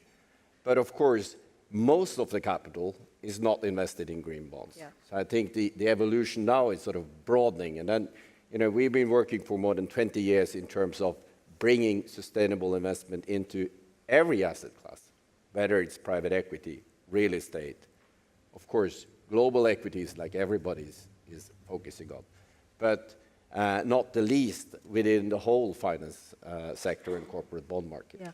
So I think that on that note, which asset class do you think has made the most progress, or where has the greatest progress been possible of the ones that you outlined? I think the most sizable asset class is, of course, the corporate bond market. It's financing, general financing. And the banks, of course, are also taking major steps in terms of their lending practices when it comes to that. So that's the biggest chunk of capital. The biggest impact so far is probably more in the equity space. Yeah. Martin. I just wanted to add a couple of points to this, because I think this notion of mainstreaming that you're bringing up, integrating it into your everyday business and not having it as sort of a sideshow is really important. Yeah. And I think the TCFD work is one important aspect of that, because when we developed the reporting framework, we said, we don't really want you to have this as a separate report. We want this to be a part of your ordinary financial reporting. And so it's a part of that whole process where it's part of an audit process and so on and so forth. And so I think the mirror image, if you like, of this mainstreaming is that it's not just integrated into your way of doing business, but also integrated into the way you report about how you do your business. Right. And I think we've had a very false distinction between financial reporting and non-financial reporting. I think what we call non-financial factors are really future financial factors. These are things that can influence risk and return over a long time horizon. Erik mentioned that if you start working when you're 25 and get your occupational pension as Storebrand, and you live till you're 100, you'll be a customer with them for 7 decades. Should that distinction go then? To be future fit. But I think that is what's happening. We see growth of what's called integrated reporting, which is a more holistic way of representing your accounts and drawing in these other factors. I think the task force recommendation about making this part of integrating into financial reporting is the same trend, if you like. Eva, you want to add just something? a short comment. In a way, it feels a bit strange to sit here and talk about sustainable investment.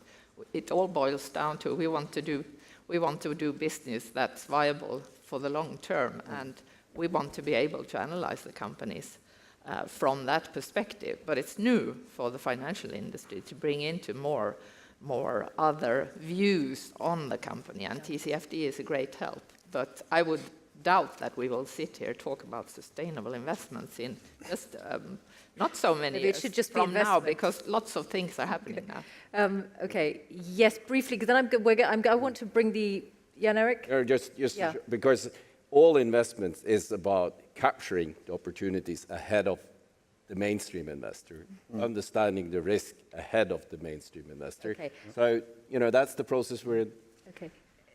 If you allow me just a very brief comment, while the mainstreaming is progressing very fast and on many fronts, I think we also have to realize that to really deliver markets to make future fit societies, we also need governments and we need carbon pricing that is high enough so that the financial incentives are sufficient to make this transformation much faster.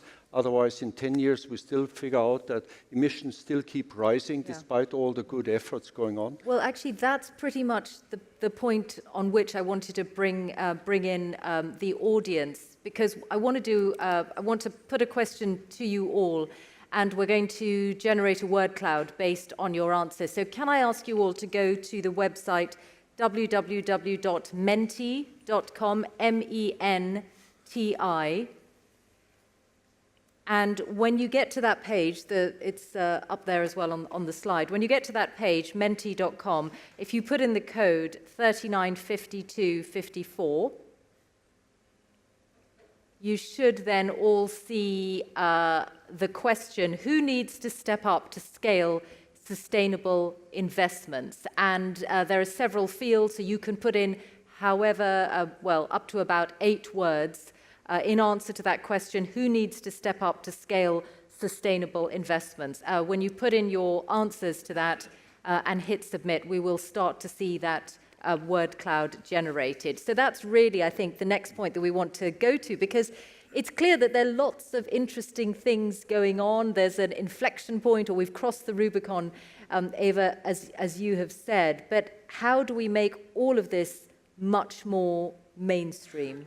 Christopher? So basically, I want to start off with a little challenge which we're having when we're doing mainstream. So I'm a banker. I'm an investment banker. Normally, I have one due diligence I need to go through. What is the financial purpose of this investment? Now, when I'm doing sustainable, I have 2 due diligence processes. That means, per definition, I'm spending more time on the sustainable asset than on the non-sustainable. That means it costs more money in production. At the same time, if I'm going to the investors which are having pensions or savings, they're forced to invest in the best results and best returns. And that means that I need to find out what the financial proposition is that I'm actually offering when I'm charging more. And the only way I can do that is by playing with the time horizon, or actually identifying areas that is not identified yet and put that into the financial result. I will give you an example, and then I will be done. Mm-hmm. Last year, we created a social housing program for a bond program for the Dutch Water Bank in WB. We did 2 billion euros in financing, but before we did that, we actually went in and did a research. What is actually the nature? What is the strengths? What is the weaknesses? What is the pitfalls of the Dutch social housing systems? And the 2 universities we engaged in doing this research came back to us and said, actually, when it works, and it works most of the time, you reduce crime rates. When it works, you are reducing health issues. You are improving educational issues, and you're also improving the job situation. So if you put that into my world, which is finance, this is all good news, because if you can reduce crime rates in an area, house prices go up. Okay. If you can work on the other factors, you can basically identify how you, on medium to long term, 5 to 10 years, can create not only society, but also financial value. It goes to the heart of the point about evidence and how you measure and how you demonstrate that you are going towards the purpose that you have identified. Yeah. Can I ask, how would you all answer this question? Who needs to step up to scale sustainable investment? I mean, there are clearly many stakeholders.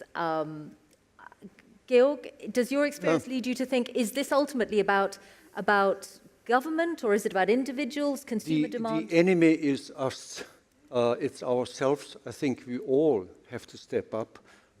I used to say sometimes, and I like to say this here now, I'm sure in 40 years, people will look back. How could we eat animals, for example? I mean, just as one example on the behavioral side, but there are many other dimensions. So I think it's a challenge for all of us. I think governance failure is still the #1 problem in the world. Almost all human misery is man-made. We should not forget that. So working on policy side and governance, I think, is key. And the people-centric personal approach. Okay. I think finance get these signals now, and I think technology is both a blessing, but it also can be a danger. But if with a purpose applied, it can deliver and amplify the good sides. Okay. So that is my big highlight. We're starting to see the results up. I wonder what you think, and Jan Erik, who needs to step up? Well, there is no silver bullet, and there is I share the perspective that we need to change, each one of us. The way we think about it as institutional investor is, of course, that we try to have a dialogue with government in terms of what regulation, how do you price externalities? We try to have a dialogue with companies, like oil companies. Why and how do you reinvest your cash flow from your operations?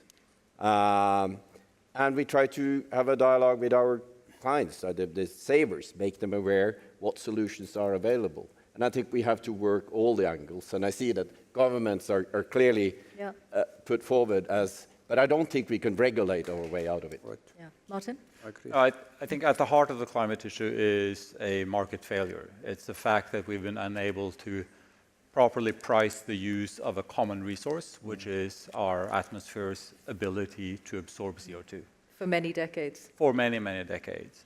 And I think it reflects that we don't have the institutional mechanisms that would allow us to do this. There is no one owns the atmosphere, and no one has been able to put a price on the use of the atmosphere. And so I think in that sense, I think the onus is on governments, because this is something that has to be solved by our politicians, our elected leaders. And the problem is, of course, that the trust in the institutions that should be able to help us deliver this. Yeah, there's a link between the two discussions we've been There is having. a strong link, and I think that at the heart of this is the tragedy of the commons. It is the tragedy of the commons, and in this case, the commons is the atmosphere of the Earth and its limited capacity to hold CO2. And when we don't price that, we get too much use of the atmosphere as a dumping ground for CO2 emissions. And that's the heart of the problem. And only government institutions can solve what is the core of that problem. And unless that is solved, I think it's very difficult for the financial industry or for businesses to really solve the problem. So there has to be, and I think we can only solve this if there is positive feedback loops between government action and private sector action. Eva? Short answer is everybody. And since we have governments up there, they are actually everybody. So, and that's the reason I like the Sustainable Development Goals. But because if we believe that this is something that it's somebody else's problem, then we have a problem. Yeah. Christopher? I fully agree in that. I think that there's a tendency that we point towards somebody else, and we have seen that over and over again, that people are waiting for governments to act, or MDBs to act, or bosses to act. And I think we all have not only a responsibility, but we actually also have a massive opportunity. A challenge is an opportunity. So I think we should keep that in mind. This is a way of actually performing and creating new systems. And I think that's the one driver. The second part I want to stress, which is a reflection of the 10 years in green bonds, that is that one of the major challenges which we have met, that is when we have lacked the understanding of what people in front of us actually need to be capable of acting. So some kind of empathy in respect. I'm especially thinking about you in the water situation in the Middle East. I mean, what is the limitations, and how do you empower people to actually act inside their mandates and maybe change the mandates? So I think that's it's not always taking it the whole way, but I think that is a big challenge. I want to get a final thought from each of you to end, which is going back to what Georg said about this being a historic moment, where you think we will be in 5 and in 10 years' time. And I wonder if you could even quantify it. You know, think about the massive capital that's being moved around the world every year. Is it possible to say where we will be in 5 or 10 years' time in terms of how much of that money, how much of the decisions in the financial world will be made with these principles in the forefront of our minds? Georg? I think ESG integration is irreversible for the 3 big trends I mentioned quickly. So I believe in 5 years, almost all investment is sustainable. Currently, some measures say 20 trillions already are ESG infected in different degrees. That trend is bound to continue. I also think in 10 years, people will individually be able to choose their preferences with their own savings for what themes and subjects will be much more personalized, and thereby accelerate enormously that overdue transformation. Jan-Erik? Well, currently about a quarter of the capital is invested in sustainable vehicles, and about 2/3 of the global capital has signed up to the UNPRI. So, I mean, it's already sizable, but I think we will probably in 5 years' time not talk that much about sustainable investments and investments. It will be all smart investments. Okay. Eva? Yeah, I agree.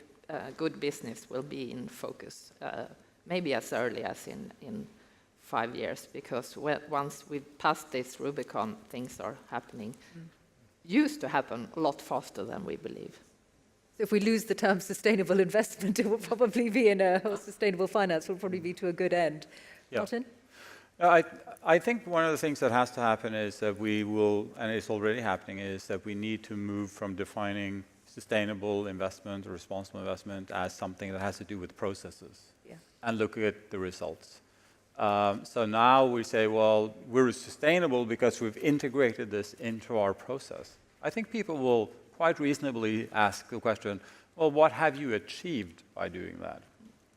And I think for us to achieve something, we need that positive feedback loop with government action, because the government sets the prices and the taxes and the quotas and all the other instruments that we need to tackle the underlying problem. And just one final thought is the Sustainable Development Goals, which really is sort of the framework for this. I think it's highly unlikely that we will be able to meet our climate objectives unless we also meet the other Sustainable Development Goals.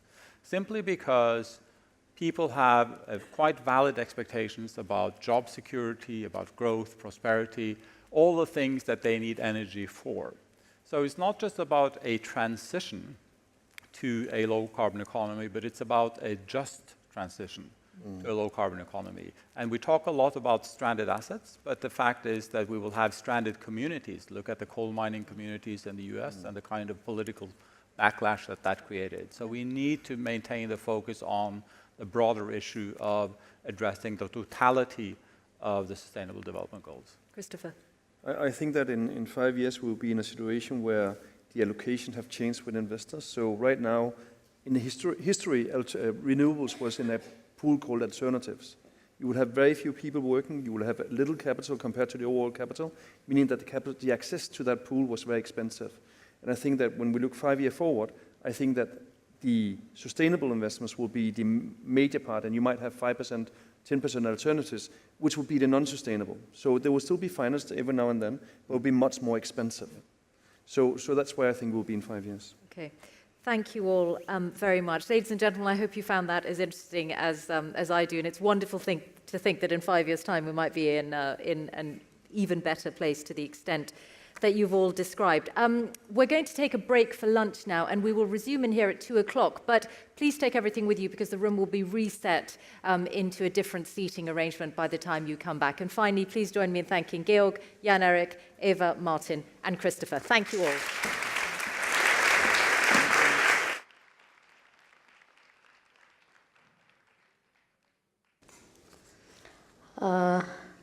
Namaste, Business for Peace Foundation, नेपालको तर्फबाट सम्पूर्णलाई.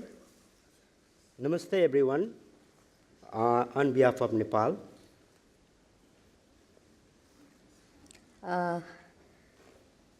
मेरो लागि विश्वास भन्नु नै अरू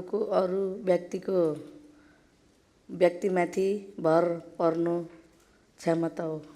To me, trust is the ability to rely on someone, to be able to believe that their promise will be kept and that they are honest.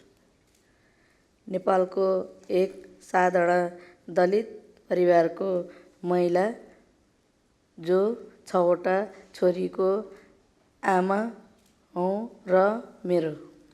I am a woman from Nepal and I come from a poor Dalit family. I am the mother of 6 daughters and no sons. This is a very challenging starting point. जब मैले लघु उद्यम विकास कार्यक्रम सँगै व्यवसाय थाले मैले धेरै समस्याहरूको सामना गर्नु पर्यो. When I first started working with micro enterprises, I faced many challenges. I could not read or write, and I was not well educated. It was a hard struggle. साधारण थियो विश्वास धेरै रूपको हुँदो रहेछ जब मैले लघु उद्यम विकास कार्यक्रम मार्फत रु 4000 ऋण लिएर व्यवसाय गरेँ। Trust can take many forms. Through a micro enterprise program, I borrowed 4,000 Nepalese rupees, which is about $35 US, and bought a sewing machine. As I got more customers, I set up a training and tailoring center. Slowly, I built trust with those in my village and became the chairperson of micro entrepreneurs in my district. 5 मेरो महसुस साँच्चैकै अविश्वसनीय थियो। म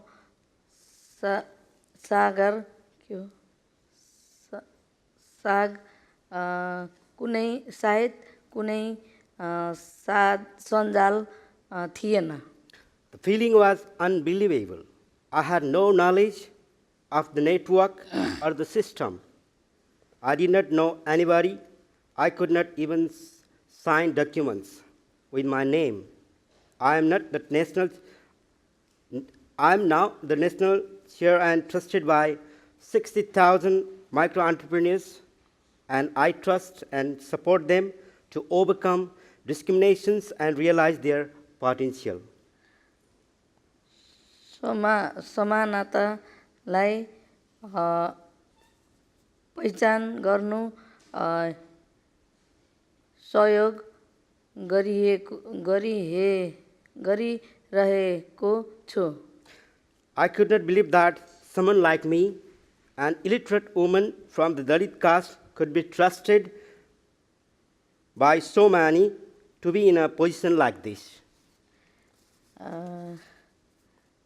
अहिले मैले विश्वास गरी महिला र लघु उद्यमीहरूलाई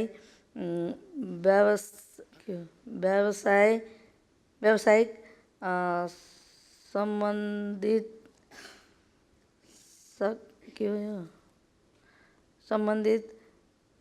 गर्ने र Now I continue my work to empower women and micro entrepreneurs, and I work with the government to introduce policies to help these people.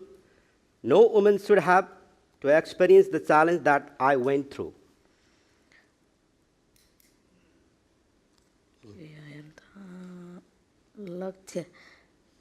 लक्ष्य मेरो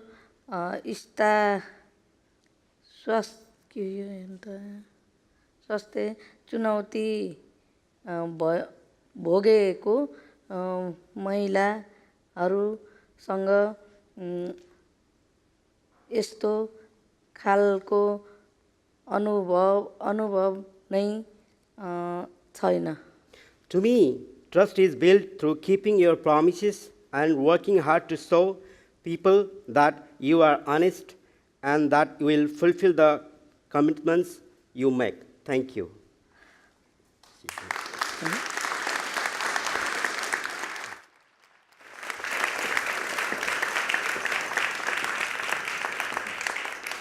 Thank you to Kesha Kumari Damini, 2014 Business for Peace honoree. She was honoured for the work that she'd done in Nepal with the disadvantaged Dalit community, and I know that you learned to read and write yourself in the last few years. So thank you very much for sharing your story with us. Ladies and gentlemen, from our focus on financing and investment in the last session, we're going to now focus on trust and the energy transition, what is being done, what needs to be done, and the obstacles and difficulties along the way. This next discussion is going to be led by Jeremy Oppenheim, who developed and led McKinsey's sustainability and resource productivity practice, and he's a former senior economist at the World Bank, now founding partner of the advisory and investment firm SYSTEMIQ. Welcome, Jeremy.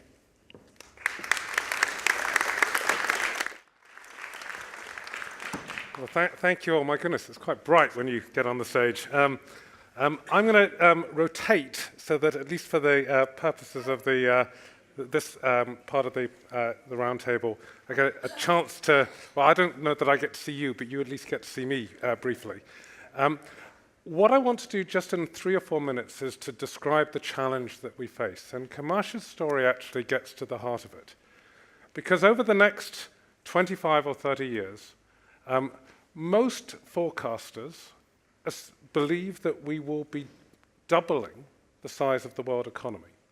And we need to double the size of the world economy for a very simple reason, which is that we need to lift billions of people out of poverty. We have a huge, huge task to do, and that's at the heart of the SDG agenda, leave no one behind. And we only do that, in particular in the developing world, through strong, sustained economic growth over decades. That's the story of the last couple of decades in China, where actually the growth of that economy, carbon intensive as it was, lifted well over 500 million people out of poverty and has been central to the improvement in poverty indicators that we've seen. So we have to embrace the growth of the world economy to drive the elimination of poverty over time. And at the same time, we have to embrace the second big challenge, which is the radical decarbonization of the world economy. And I just want to make sure that people have the facts in their head at a kind of really macro level. And most of you will know this. It's always surprising when I give this kind of presentation because we're all sort of struggling to get our heads around the core facts of the situation.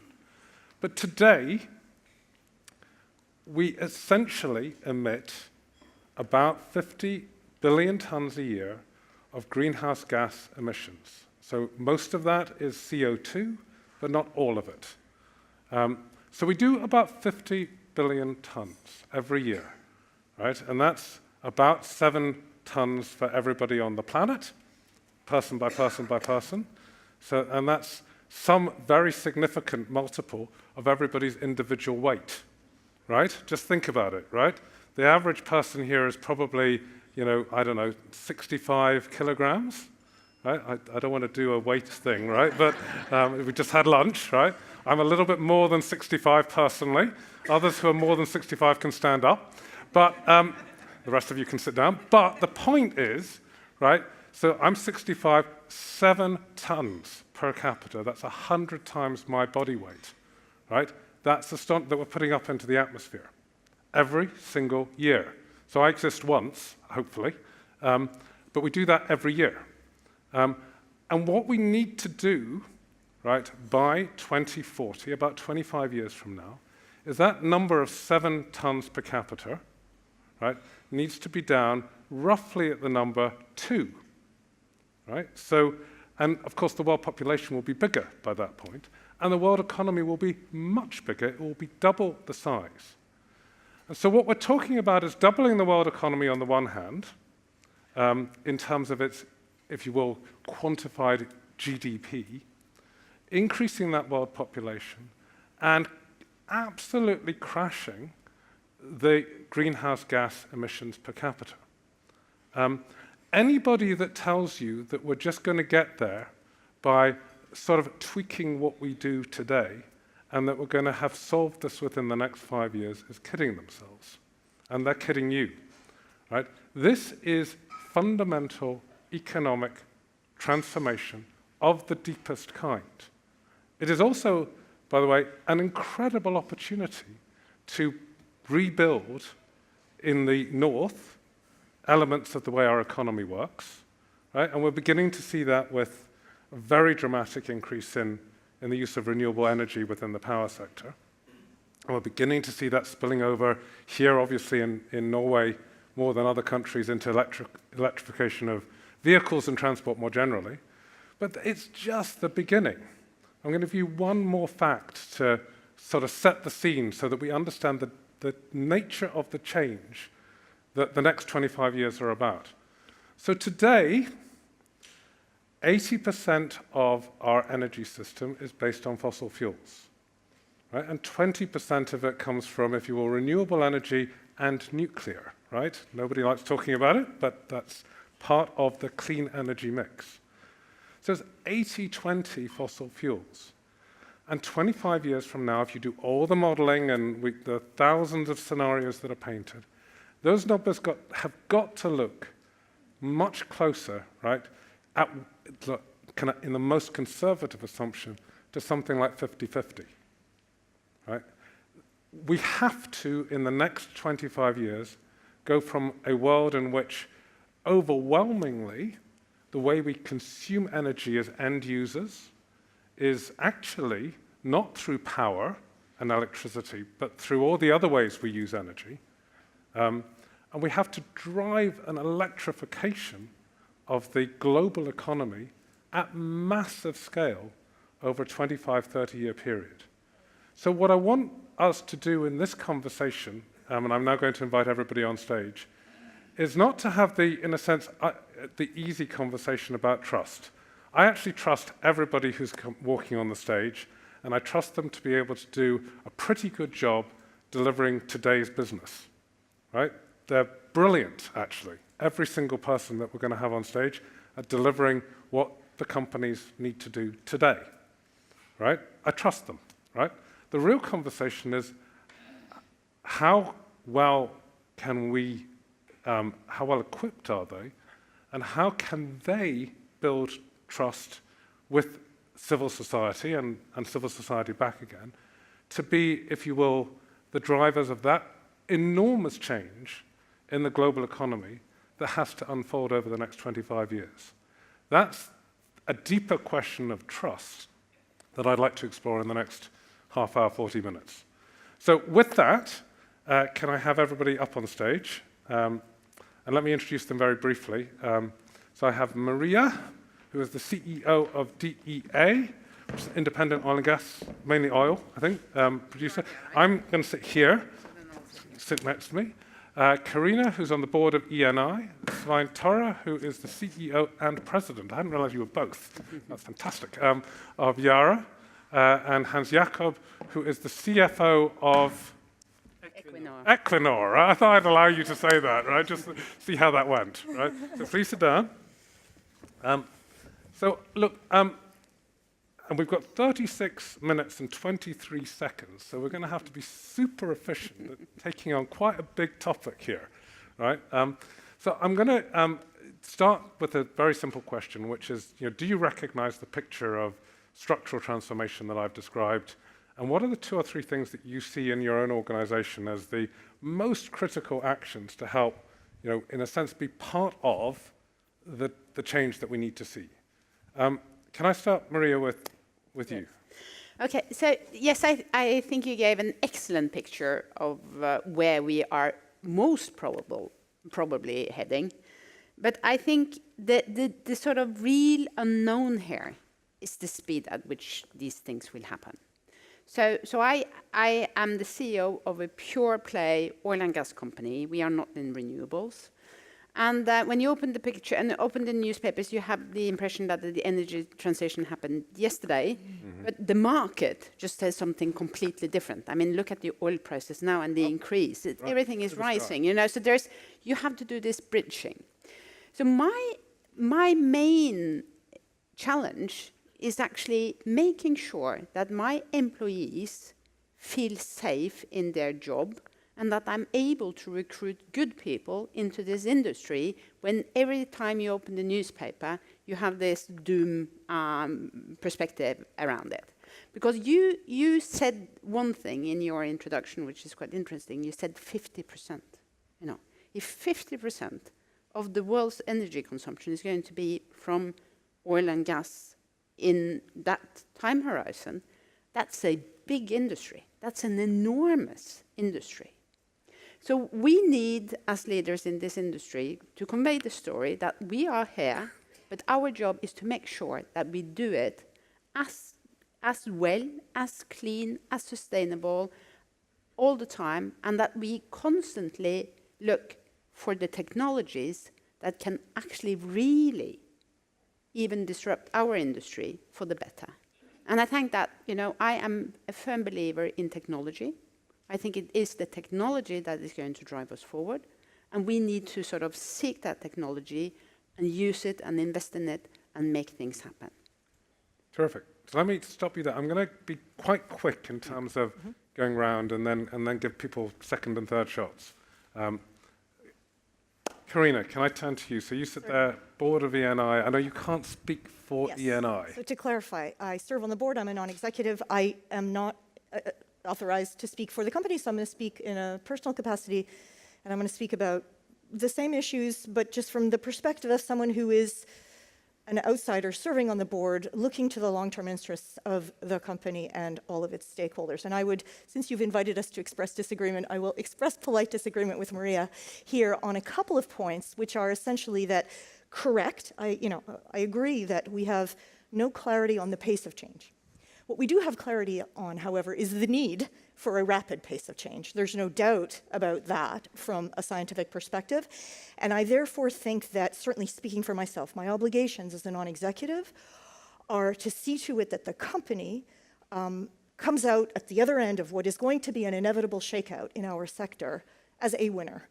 And to me, that means that we need to transform ourselves. And we want to transform ourselves in a way that is disruptive, but that where the patient isn't killed in the process. So we need to see where we need to get to, and to some extent that means playing a constructive role on the environment in which we operate, so that we are enabled to carry out that change. And you had asked, Jeremy, what is one of our big challenges, and I personally come from the investor world. I spent 25 years doing what the previous panelists were doing.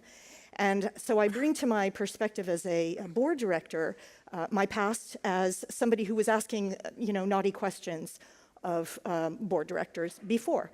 And what really worries me is that the people that we heard on this panel before are a slice of the industry, and it's a growing slice of the industry, but it is not the whole of the industry. And the shareholder population is very, very fragmented.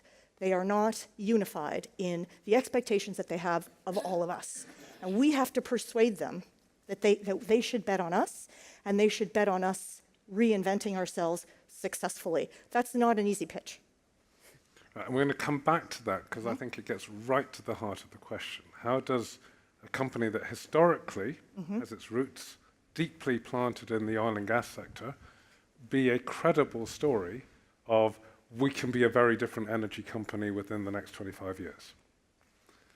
Svein, now you sit, in a sense, in a different sort of piece of the geometry here, right? Because you're not producing oil and gas, but you're very much a heavy energy user, particularly of gas. And therefore, you depend on kind of a lot of the choices that are being made in the sector. So how does this transition feel as one of probably Europe's largest gas consumer? Yes, thank you, Jeremy. And let me just use the opportunity first just to thank Per and Dalia and the Business for Peace Foundation for all the great work that you do and for putting on another great summit here in Oslo. And as you rightly point out, Jeremy, I'm representing the largest industrial consumer of natural gas in Europe and one of the largest consumers of natural gas in the world, actually. And that carries a great responsibility, both in terms of how we use the natural gas and what it's used for. And what we're using it for is to turn it into fertilizer. And why is that important? Well, we're helping farmers to become more productive. If you look at the main contributors to climate gas emissions, or greenhouse gas emissions in the world right now, 25% is in agriculture. And half of that is deforestation. So how do we help farmers to become more productive so we reduce loss of forests? And through the use of fertilizer, not only are we able to feed the world today, but we can feed the world in the future without taking out more forest, but we need to get that message across. Without fertilizer, the greenhouse gas emissions from agriculture would be 5 times as high as they are today. So then I could just relax and say, well, we're already contributing, so we don't need to do anything else, right? But that's not how we should approach it. We should also scrutinize our production. What do we do internally in order to optimize our part of this? And we are doing that. We've reduced our greenhouse gas emissions by 50% since 2004.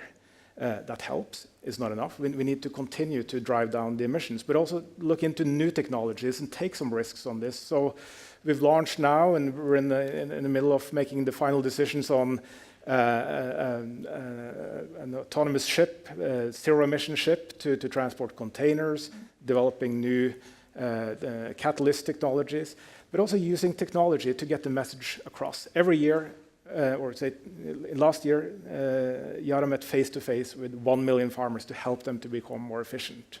But there's more than 1 billion farmers. How do we reach them? Well, then we're scaling up on the digital side, using technology to help farmers become more efficient, developing tools, sensors, and so on, to actually reduce demand for fertilizer. And that's our responsibility as well. This is interesting. So we're now in the, can we actually lower overall demand for this product, which of course is, you know, in one way or another, energy intensive and the like? Absolutely. And it's the right thing to do as well. We've been around for 113 years, and if we only think about maximizing volume the next quarter or next year, we're not going to be another 113 years. So we need to continue to work with the farmers. We can increase their profitability. We can work with the supermarkets and the food producers as well. And it's the right thing for us to do. But it requires some long-term thinking. Fantastic. Now, on the question of lowering demand, right? So we took a look at Statoil's published scenarios, right? And there's a range of scenarios. And some of them are, if you were in the technical language, more sort of, this is how the world could play out, right? And just sort of extrapolating from where we are.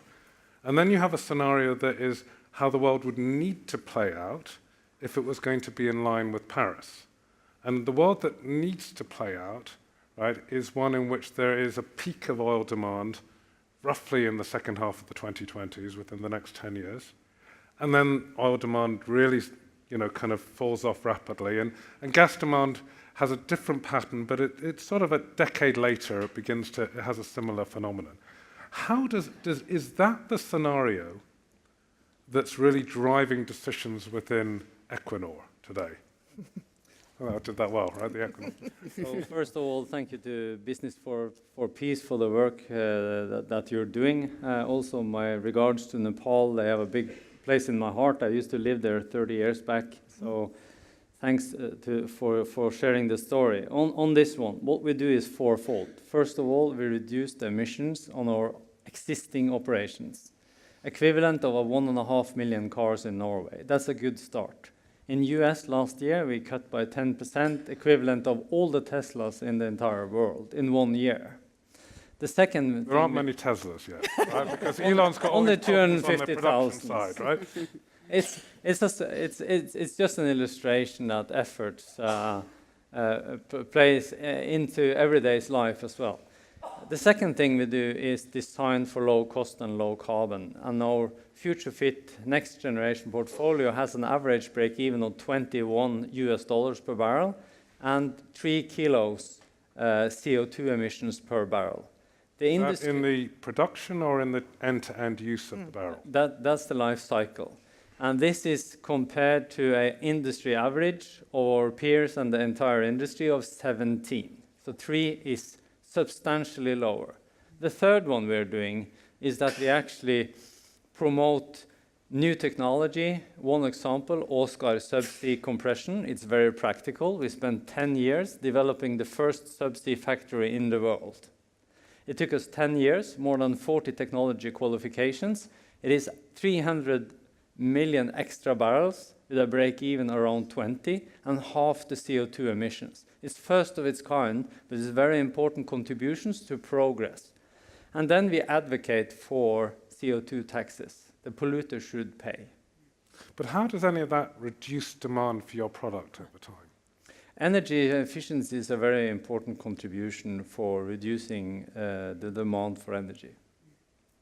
So we do a lot in that. The operating philosophy, this is a total change in the company that we're quite proud to present. Because in the past, we have to admit that even some of the installations or plants didn't even focus a lot. They didn't have targets. They didn't, beyond the reporting itself, it wasn't a drive for sustainable performance as of lowering the CO2 emissions in itself.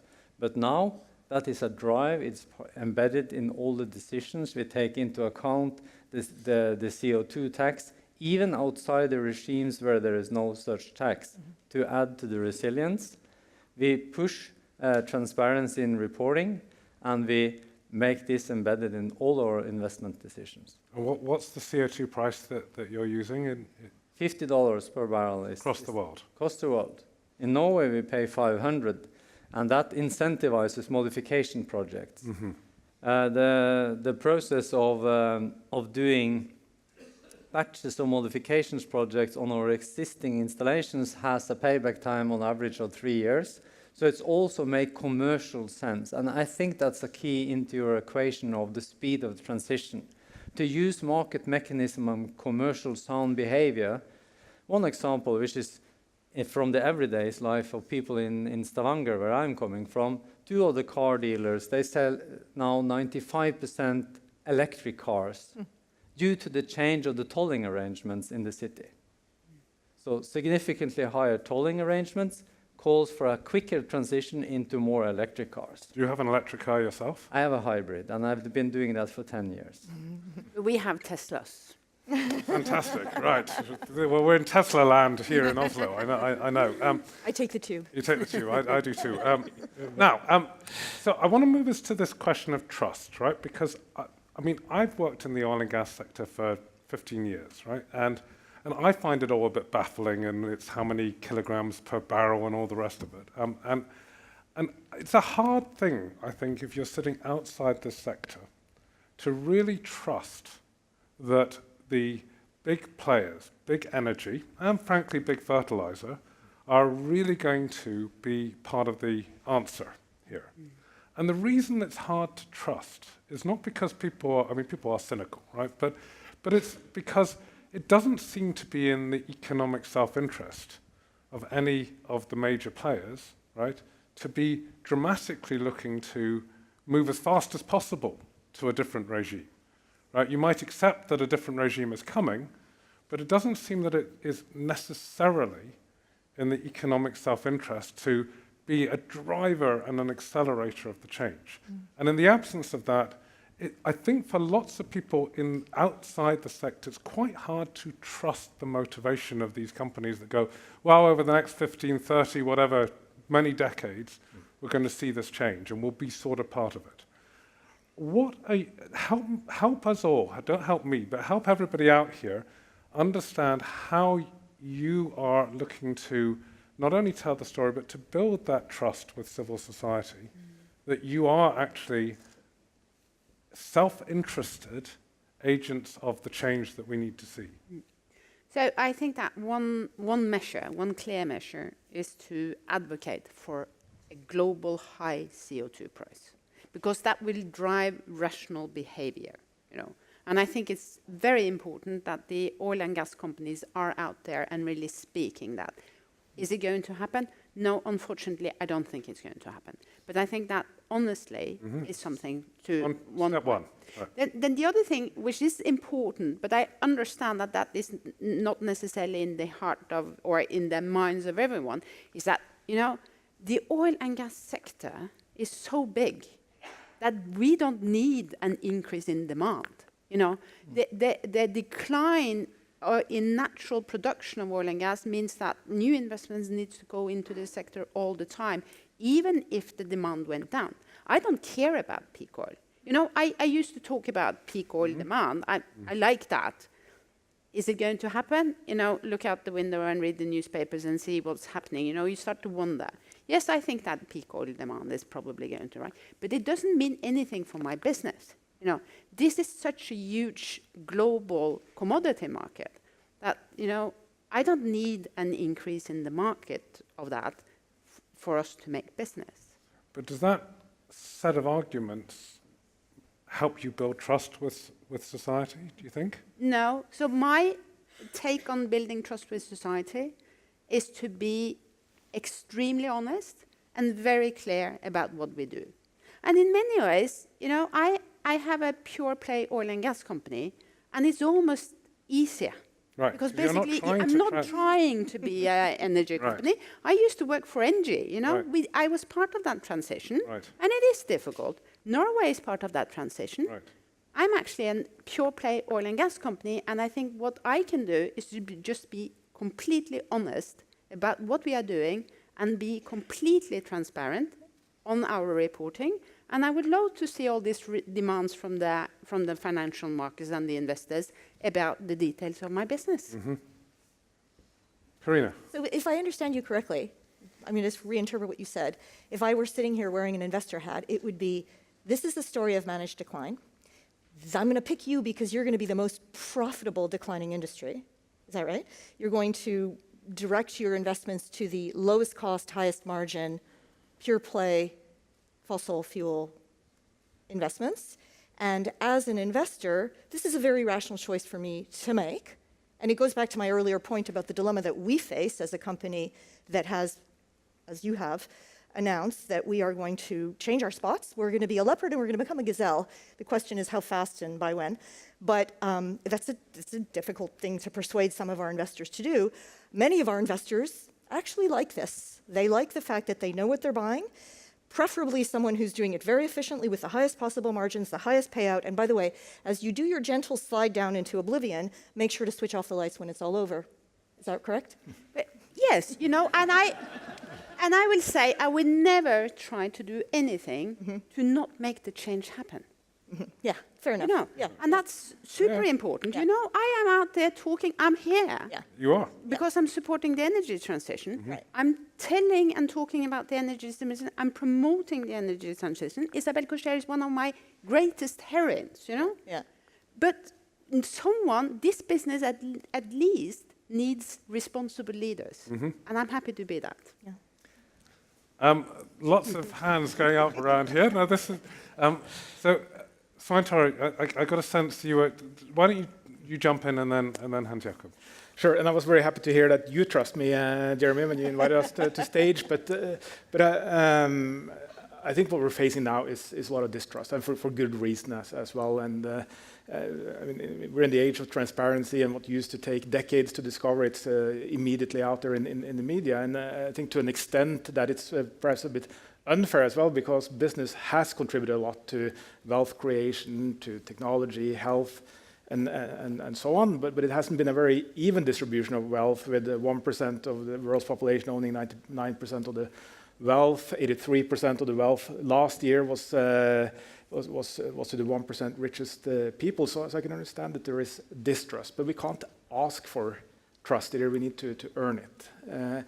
And I think we need to redesign our business models in order to do that.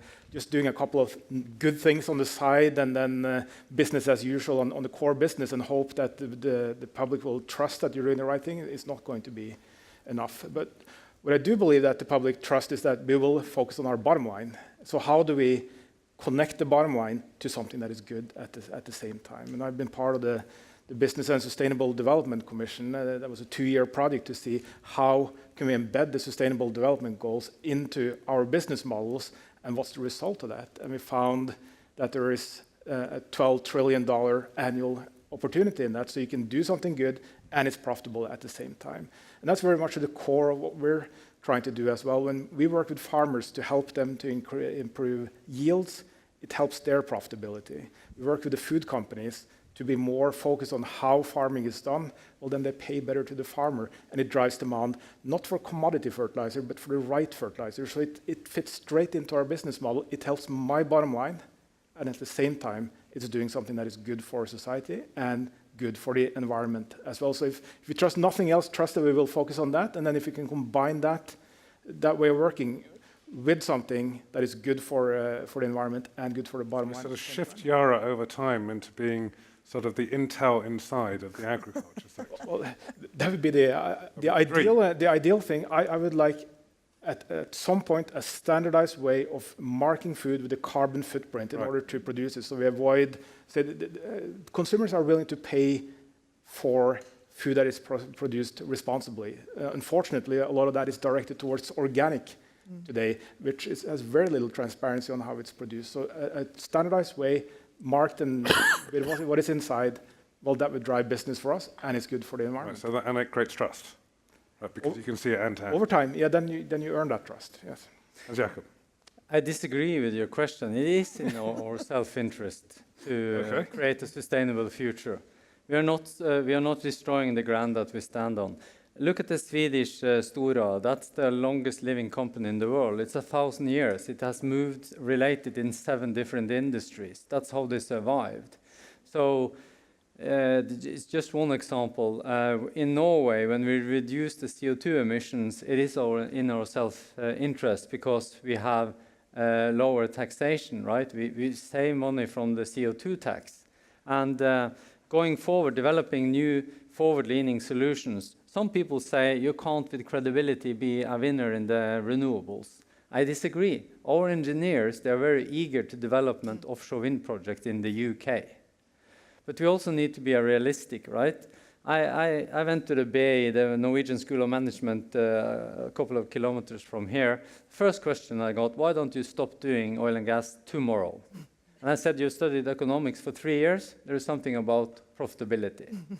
The second question was, why don't you invest more in renewables? And I said, we are growing, but the lack of profitable projects is a challenge for the society. In the UK, the emissions of CO2 is now back to 1890. It is. Due to that they actually have paid for this transition. In Germany, with the Energiewende, the CO2 emissions are flat or increasing, even if they have a 28% renewable share. So the taxpayers have been burdened with this bill. So it needs to be an effective collective effort. And then I became rude with these students because I asked... You're not going to become rude with me, are you? No. I asked, how many of you brush your teeth, use the roll-on, the deodorant, you know, and actually have an iPhone and change the Dexel for convenience purposes? And they all did, right? Most of them. Mm-hmm. All contains oil. So who wants to go on a romantic weekend to Barcelona? It takes 37 hours of train no for the weekend Yeah, without the deodorant. Let alone the iPhone. That would be an interesting weekend. So we all need to engage in that. Right. Lowering the CO2 emissions also need a change in the behavior. Yeah. We are changing ours. What are we all doing? I think it's a more precious question to us all. Yeah, and I think, look, the question of how to not only do the right thing, but to be trusted that this transition, which will take not just 5 years, but 25 years or more, is one that is a pathway that you can be, if you will, relied to pursue because it is in your self-interest. And that, I think there's still a gap out there, I think, and the questions that you got asked, even in a literate business school, right, reveal the extent of the gap. And in one way or another, it will be the companies, more than anybody else, that will have to take the lead in closing that gap. But knowledge is part of it. Gas is another. Taxation, market mechanisms is a third, and the list is longer. Yeah, and as I say, I think one of the tasks of companies in this transition will be to educate consumers, because don't wait for other people to do it. Now, I want to just turn, if you don't mind, to the tricky thing that we all recognize, which is that in order for this transition to happen, you have to get the right policy settings. And it's a, because it won't happen just through the market, right? None of these transitions do, particularly at the scale we're talking about. You talked about the carbon price, and that is one of the instruments, but it's not the only instrument. What are the other policies that you see as being absolutely critical? And what is it that would look like, good if you're influencing, as opposed to bad lobbying? Because it's a very hard area, isn't it? All of a sudden, what's good influencing from my perspective becomes bad lobbying from someone else's. How do we create a world, or how do you as a company and a CEO advocate for the right policies in a way that doesn't, in the end, be just part of that big lobbying machine? So I think that's a very good question. So what I wanted to say about the trust is that I honestly believe that this industry, if we're talking about the oil and gas industry or the energy industry, needs responsible leaders, responsible CEOs that goes out and take responsibility on behalf of the industry and are there to educate and answer the questions and so forth. I think policies is extremely difficult, extremely difficult. Now I live in Germany. Look at energy, Wilda. Did it work? Sorry. It's so difficult to get it right, I think. So I'm a bit worried about policies. I like the global CO2 price. Global policies would have made a difference. The energy market and policies are extremely national. Look at what France is doing. Look at what Germany is doing. Look at what Norway is doing. Look at what the UK is doing. This is very complicated. Companies are multinational, so they are a bit all over.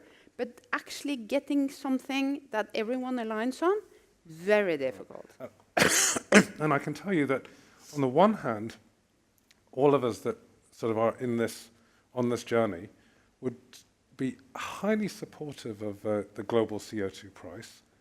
And then we go, but we know it's not really going to happen, and therefore if the only thing that's advocated for is that CO2 price, then it somehow seems like it's sort of incomplete, right? So and it's almost as if we argued for the CO2 price, the world hasn't done it, and therefore we don't need to, and we shouldn't take a further step as the energy sector. But it's tricky territory. It's a very tricky territory, and then the question about what can you do? I think if you're a responsible company, you should find good ways of doing good business within the core of what you're doing. And I don't think you cannot volunteer to pay taxes. That's going to be very difficult, I think. There could be other policies that you might push for beyond a global CO2 price. Karina, any policies that you would be trying to encourage? Yeah, Maria's absolutely right. The Energiewende in Germany is a failure. And I think it's really interesting to compare and contrast the UK experience versus the German experience, because from not vastly dissimilar starting points, a significant coal power generating portfolio in the UK, it's vanished essentially. Why? Because of performance standards in the power generation sector. So the UK tackled the problem at its source, which is we should not have coal power plants that emit this level of emissions. If you can produce coal-fired power without them, knock yourselves out. But this is the limit we're going to set. That spelled the demise of coal generation in coal-fired generation in the UK, and it avoided the problem that Germany experienced without investing on the scale that Germany invested in renewables. So definitely in an environment where achieving a global carbon price is elusive, this is one of the options. What are the other options that the industry can get behind? Well, so one of them, of course, it doesn't. I mean, if you're in the oil and gas industry, advocating for punitive standards in coal-fired power generation, it might sound a little bit self-serving. But from a pure policy perspective, it is self-serving, but that may be then the right thing to do. It would be the right thing to do, and as long as we're not shut down for having said something that's bad for our rivals, fine. We may be at a point where we have to be honesty and directness. About what is. Sveintor, anything on the policy side from your perspective? Well, I support what Maria said on global carbon pricing, but as long as it's global and happens at the same time. What terrifies me is that if it starts in parts of the world, say Europe goes first, then how much business and how much industry has been shut down in Europe that has been efficient, only to be moved to less efficient parts of the world. So it's fine if it's done instantly. I'm worried if it's phased in. We know it won't be done instantly. And we know that there's a high risk of exactly the scenario you described. So are you putting together an alternative view of what's the second best, if you will, route to reasonable policy? Standardization. And then we're back to labeling of food, but standardized labeling. And I'm sure all of you in this room, if you go to the supermarket to buy food today, how many different stamps of quality and environmentally friendly and so on, you don't even see it anymore because you don't know what it really means. But if you had a standardized way of doing it and created an awareness around it, then that would drive consumption again, and where we would pay for responsible manufacturing. And through that, I think you could achieve something.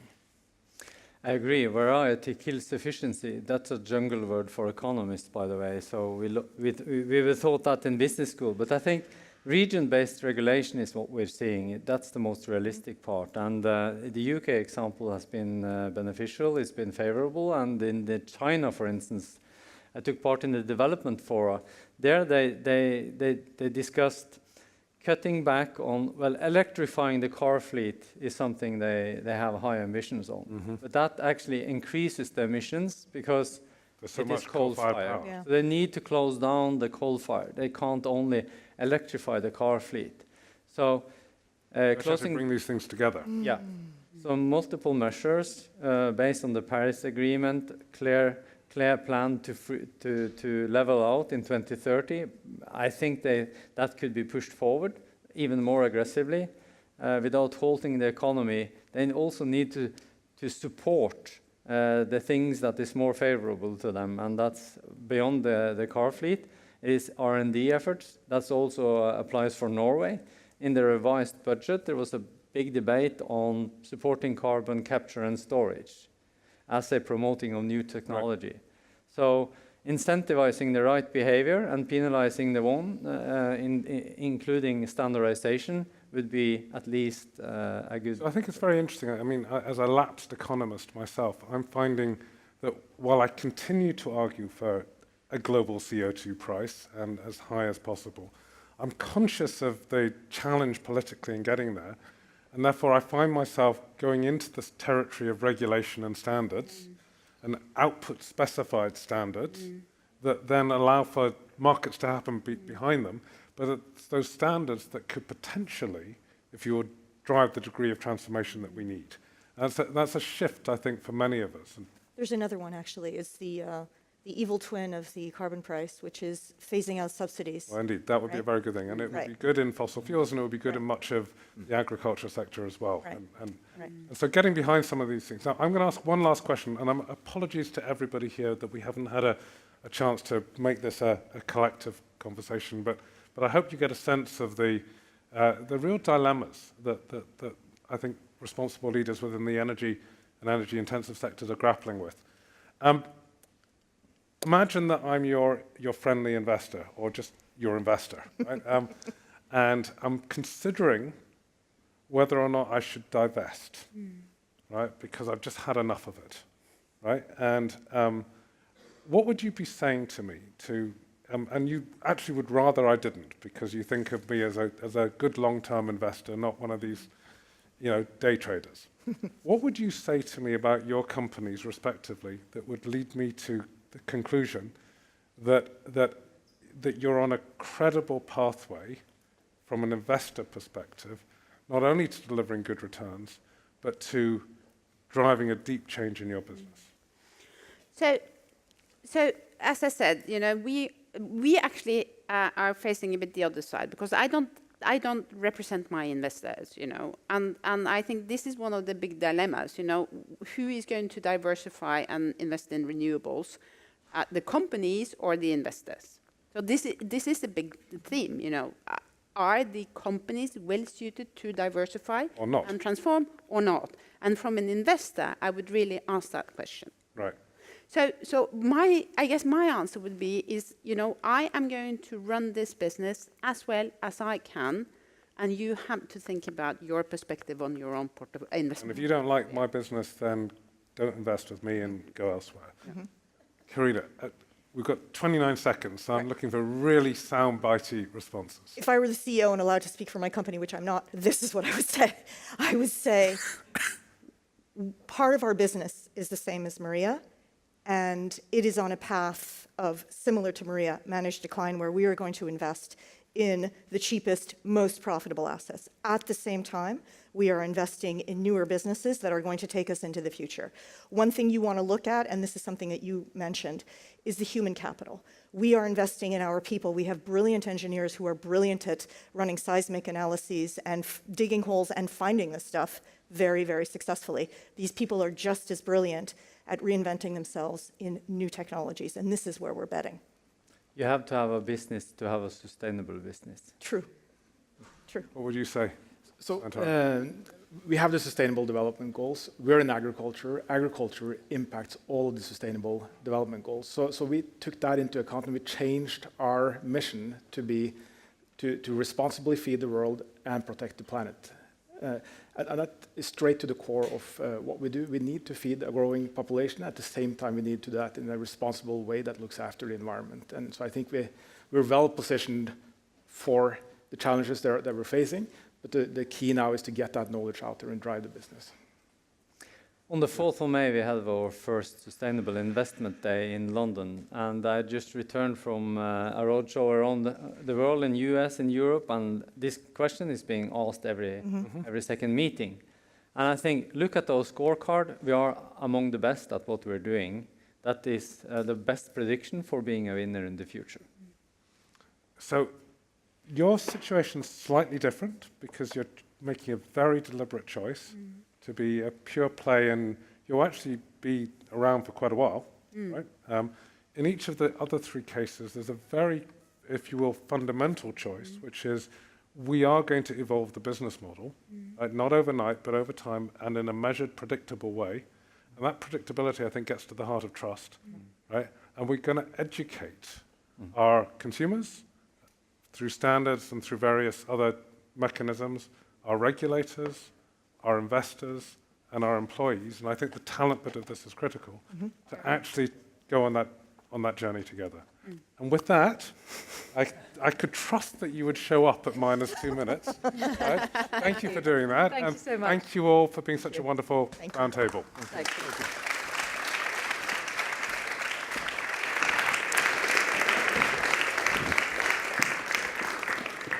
Thank you very much, Jeremy. Thank you to all our final panelists in that session. Ladies and gentlemen, the roundtable is going to close in a moment with one final story. This has been an opportunity not just to showcase what is possible when business moves towards the goals of sustainability and away from climate change, but also what's happening right now, the concrete ways in which business leaders and thinkers are making a difference. So at Oslo City Hall shortly, you're going to hear more such stories in the award ceremony for this year's Business for Peace honorees. And their work is an inspiration, as is that of those who have gone before them. So appropriately, we're going to end with one last story. It's thank you from me, and I'm going to hand over to one of those previous honorees, or another of those previous honorees, I should say, Ture Laudal.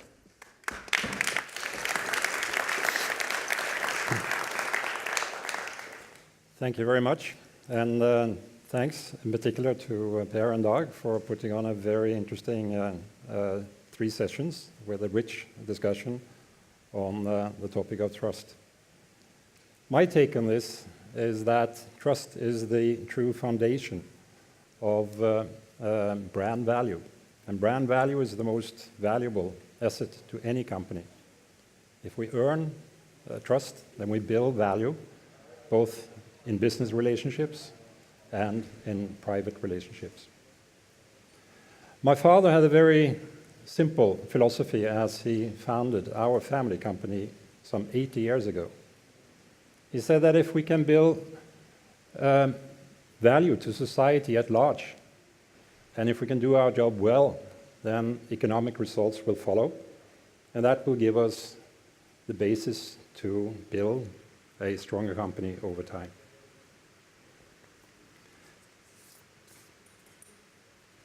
This has also resulted in, or this has remained our philosophy ever since, and it has brought us from toy dolls to life-saving dolls, to patient simulators, and to programs for helping save lives at birth in low-resource settings.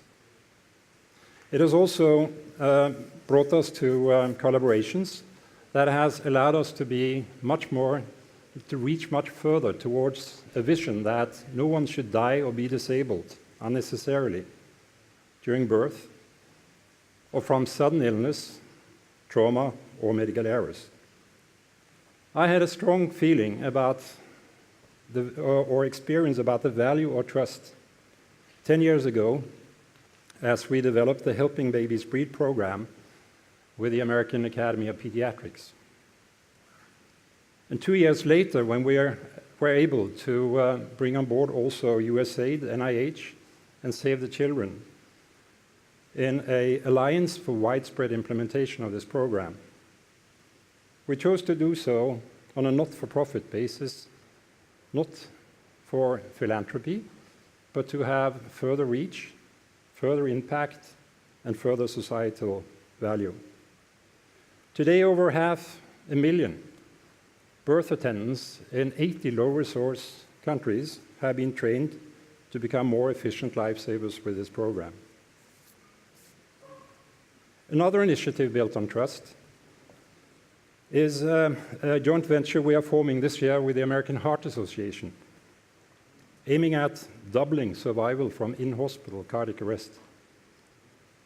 This is the first time in its about 100 years of history that the American Heart Association is entering into a joint venture with a commercial company. The power of such collaborations has enabled us to set an audacious goal of helping save 500,000 more lives every year by 2020. Please note that we are not saving these lives. Our role is to help our partners train and equip bystanders, first responders, and healthcare professionals who respond in emergency care situations to be as effective lifesavers as possible. To me, trust is the most precious asset, and I'm much aware that it's put to test every day. I'm also aware that we starts with me. As a CEO, my actions are particularly important also for owning and earning the trust of my coworkers. Only by setting good examples every day can we, and I, setting those examples in what we do and what we do not do. Only then can we continue to earn trust and remain business worthy. Thank you.